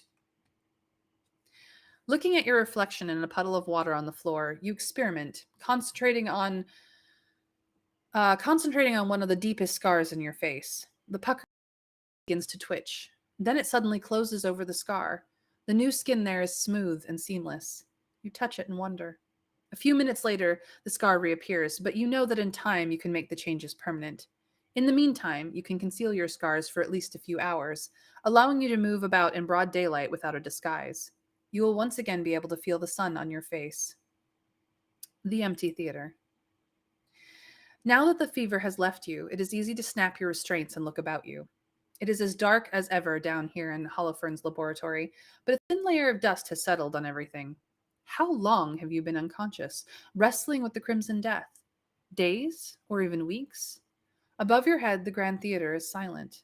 You sense something else. Vincent, your cousin, your murderer, is in Baroque, and another more ominous presence looms behind him. Succoth Benoth is not done, nor with the De Winter bloodline. Outside the boarded up and empty theater, the sky is turning red. Across Baroque, the fact plans and preparing for a day of reckoning. Lazarus de Winter has risen from a dream of hunger, fever, and madness, and will soon walk Baroque again, a terrible avenger becoming less human with every hour. May God have mercy on us all. End of chapter. Yes, it seems like Vincent is now in the city. It has been some time. So we have reached chapter 7. We have also reached the end of session. So we're going to check out our stats to show, to wrap up here. It looks like for faculties, our science and performance and crime are all 64%. We are pretty good at all of them. Our insight is a touch over 50% at 55, and everything else we're not very good at. As for our demeanor, we are now compassionate, debonair, forthright, very reasoned, a bit romantic, hedonistic, and no more courteous than blunt. As for our life, we are still at a solid 90% electricity. We did take a hit to it. We are also still at a solid 80% sanity. We didn't take any further hit for having visions of the apocalyptic past. And we are slightly less human than we were before and slightly more revenant as time passes, which may tick down as we finish up the chapters to come. Minions, sabotage, and evidence we don't have don't have much of, but we have gained a bit of research. We've also gained a bit in our darkness. We're still firmly with the theater, but we are absolutely a lawful person more than revolutionary, regardless of the fact that we are in good with Rococo, interestingly enough. Holofernes is solidly our friend. Julian is still merely an acquaintance. Mona is our love interest. Raucus is our friend. Chloe is also we are fond of. And Nicholas is an acquaintance we wish we hadn't met. So that is where we've ended up stats-wise. As far as achievements, let's see here. The Order of St. Icarus is new. We have received a medal from Rococo. Mona Lisa's Smile is also new. We have earned Mona's love and trust. We have become old friends once again, but those are the only two new ones from today.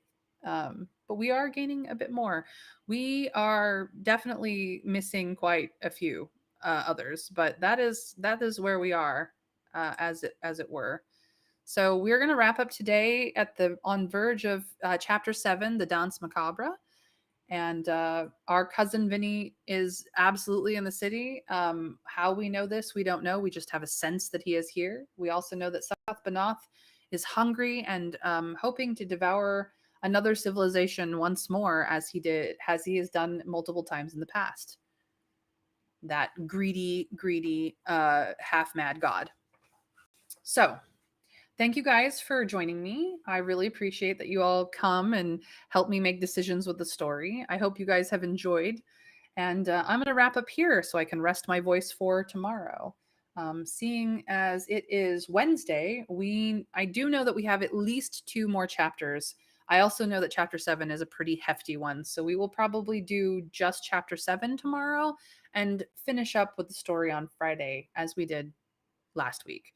So take care, everyone. Have a fantastic rest of your day/evening. And I will hopefully see everyone back here tomorrow at 1 p.m. Eastern US for the continuation of the Mysteries of Baroque by Choice of Games. Take care, guys. Bye.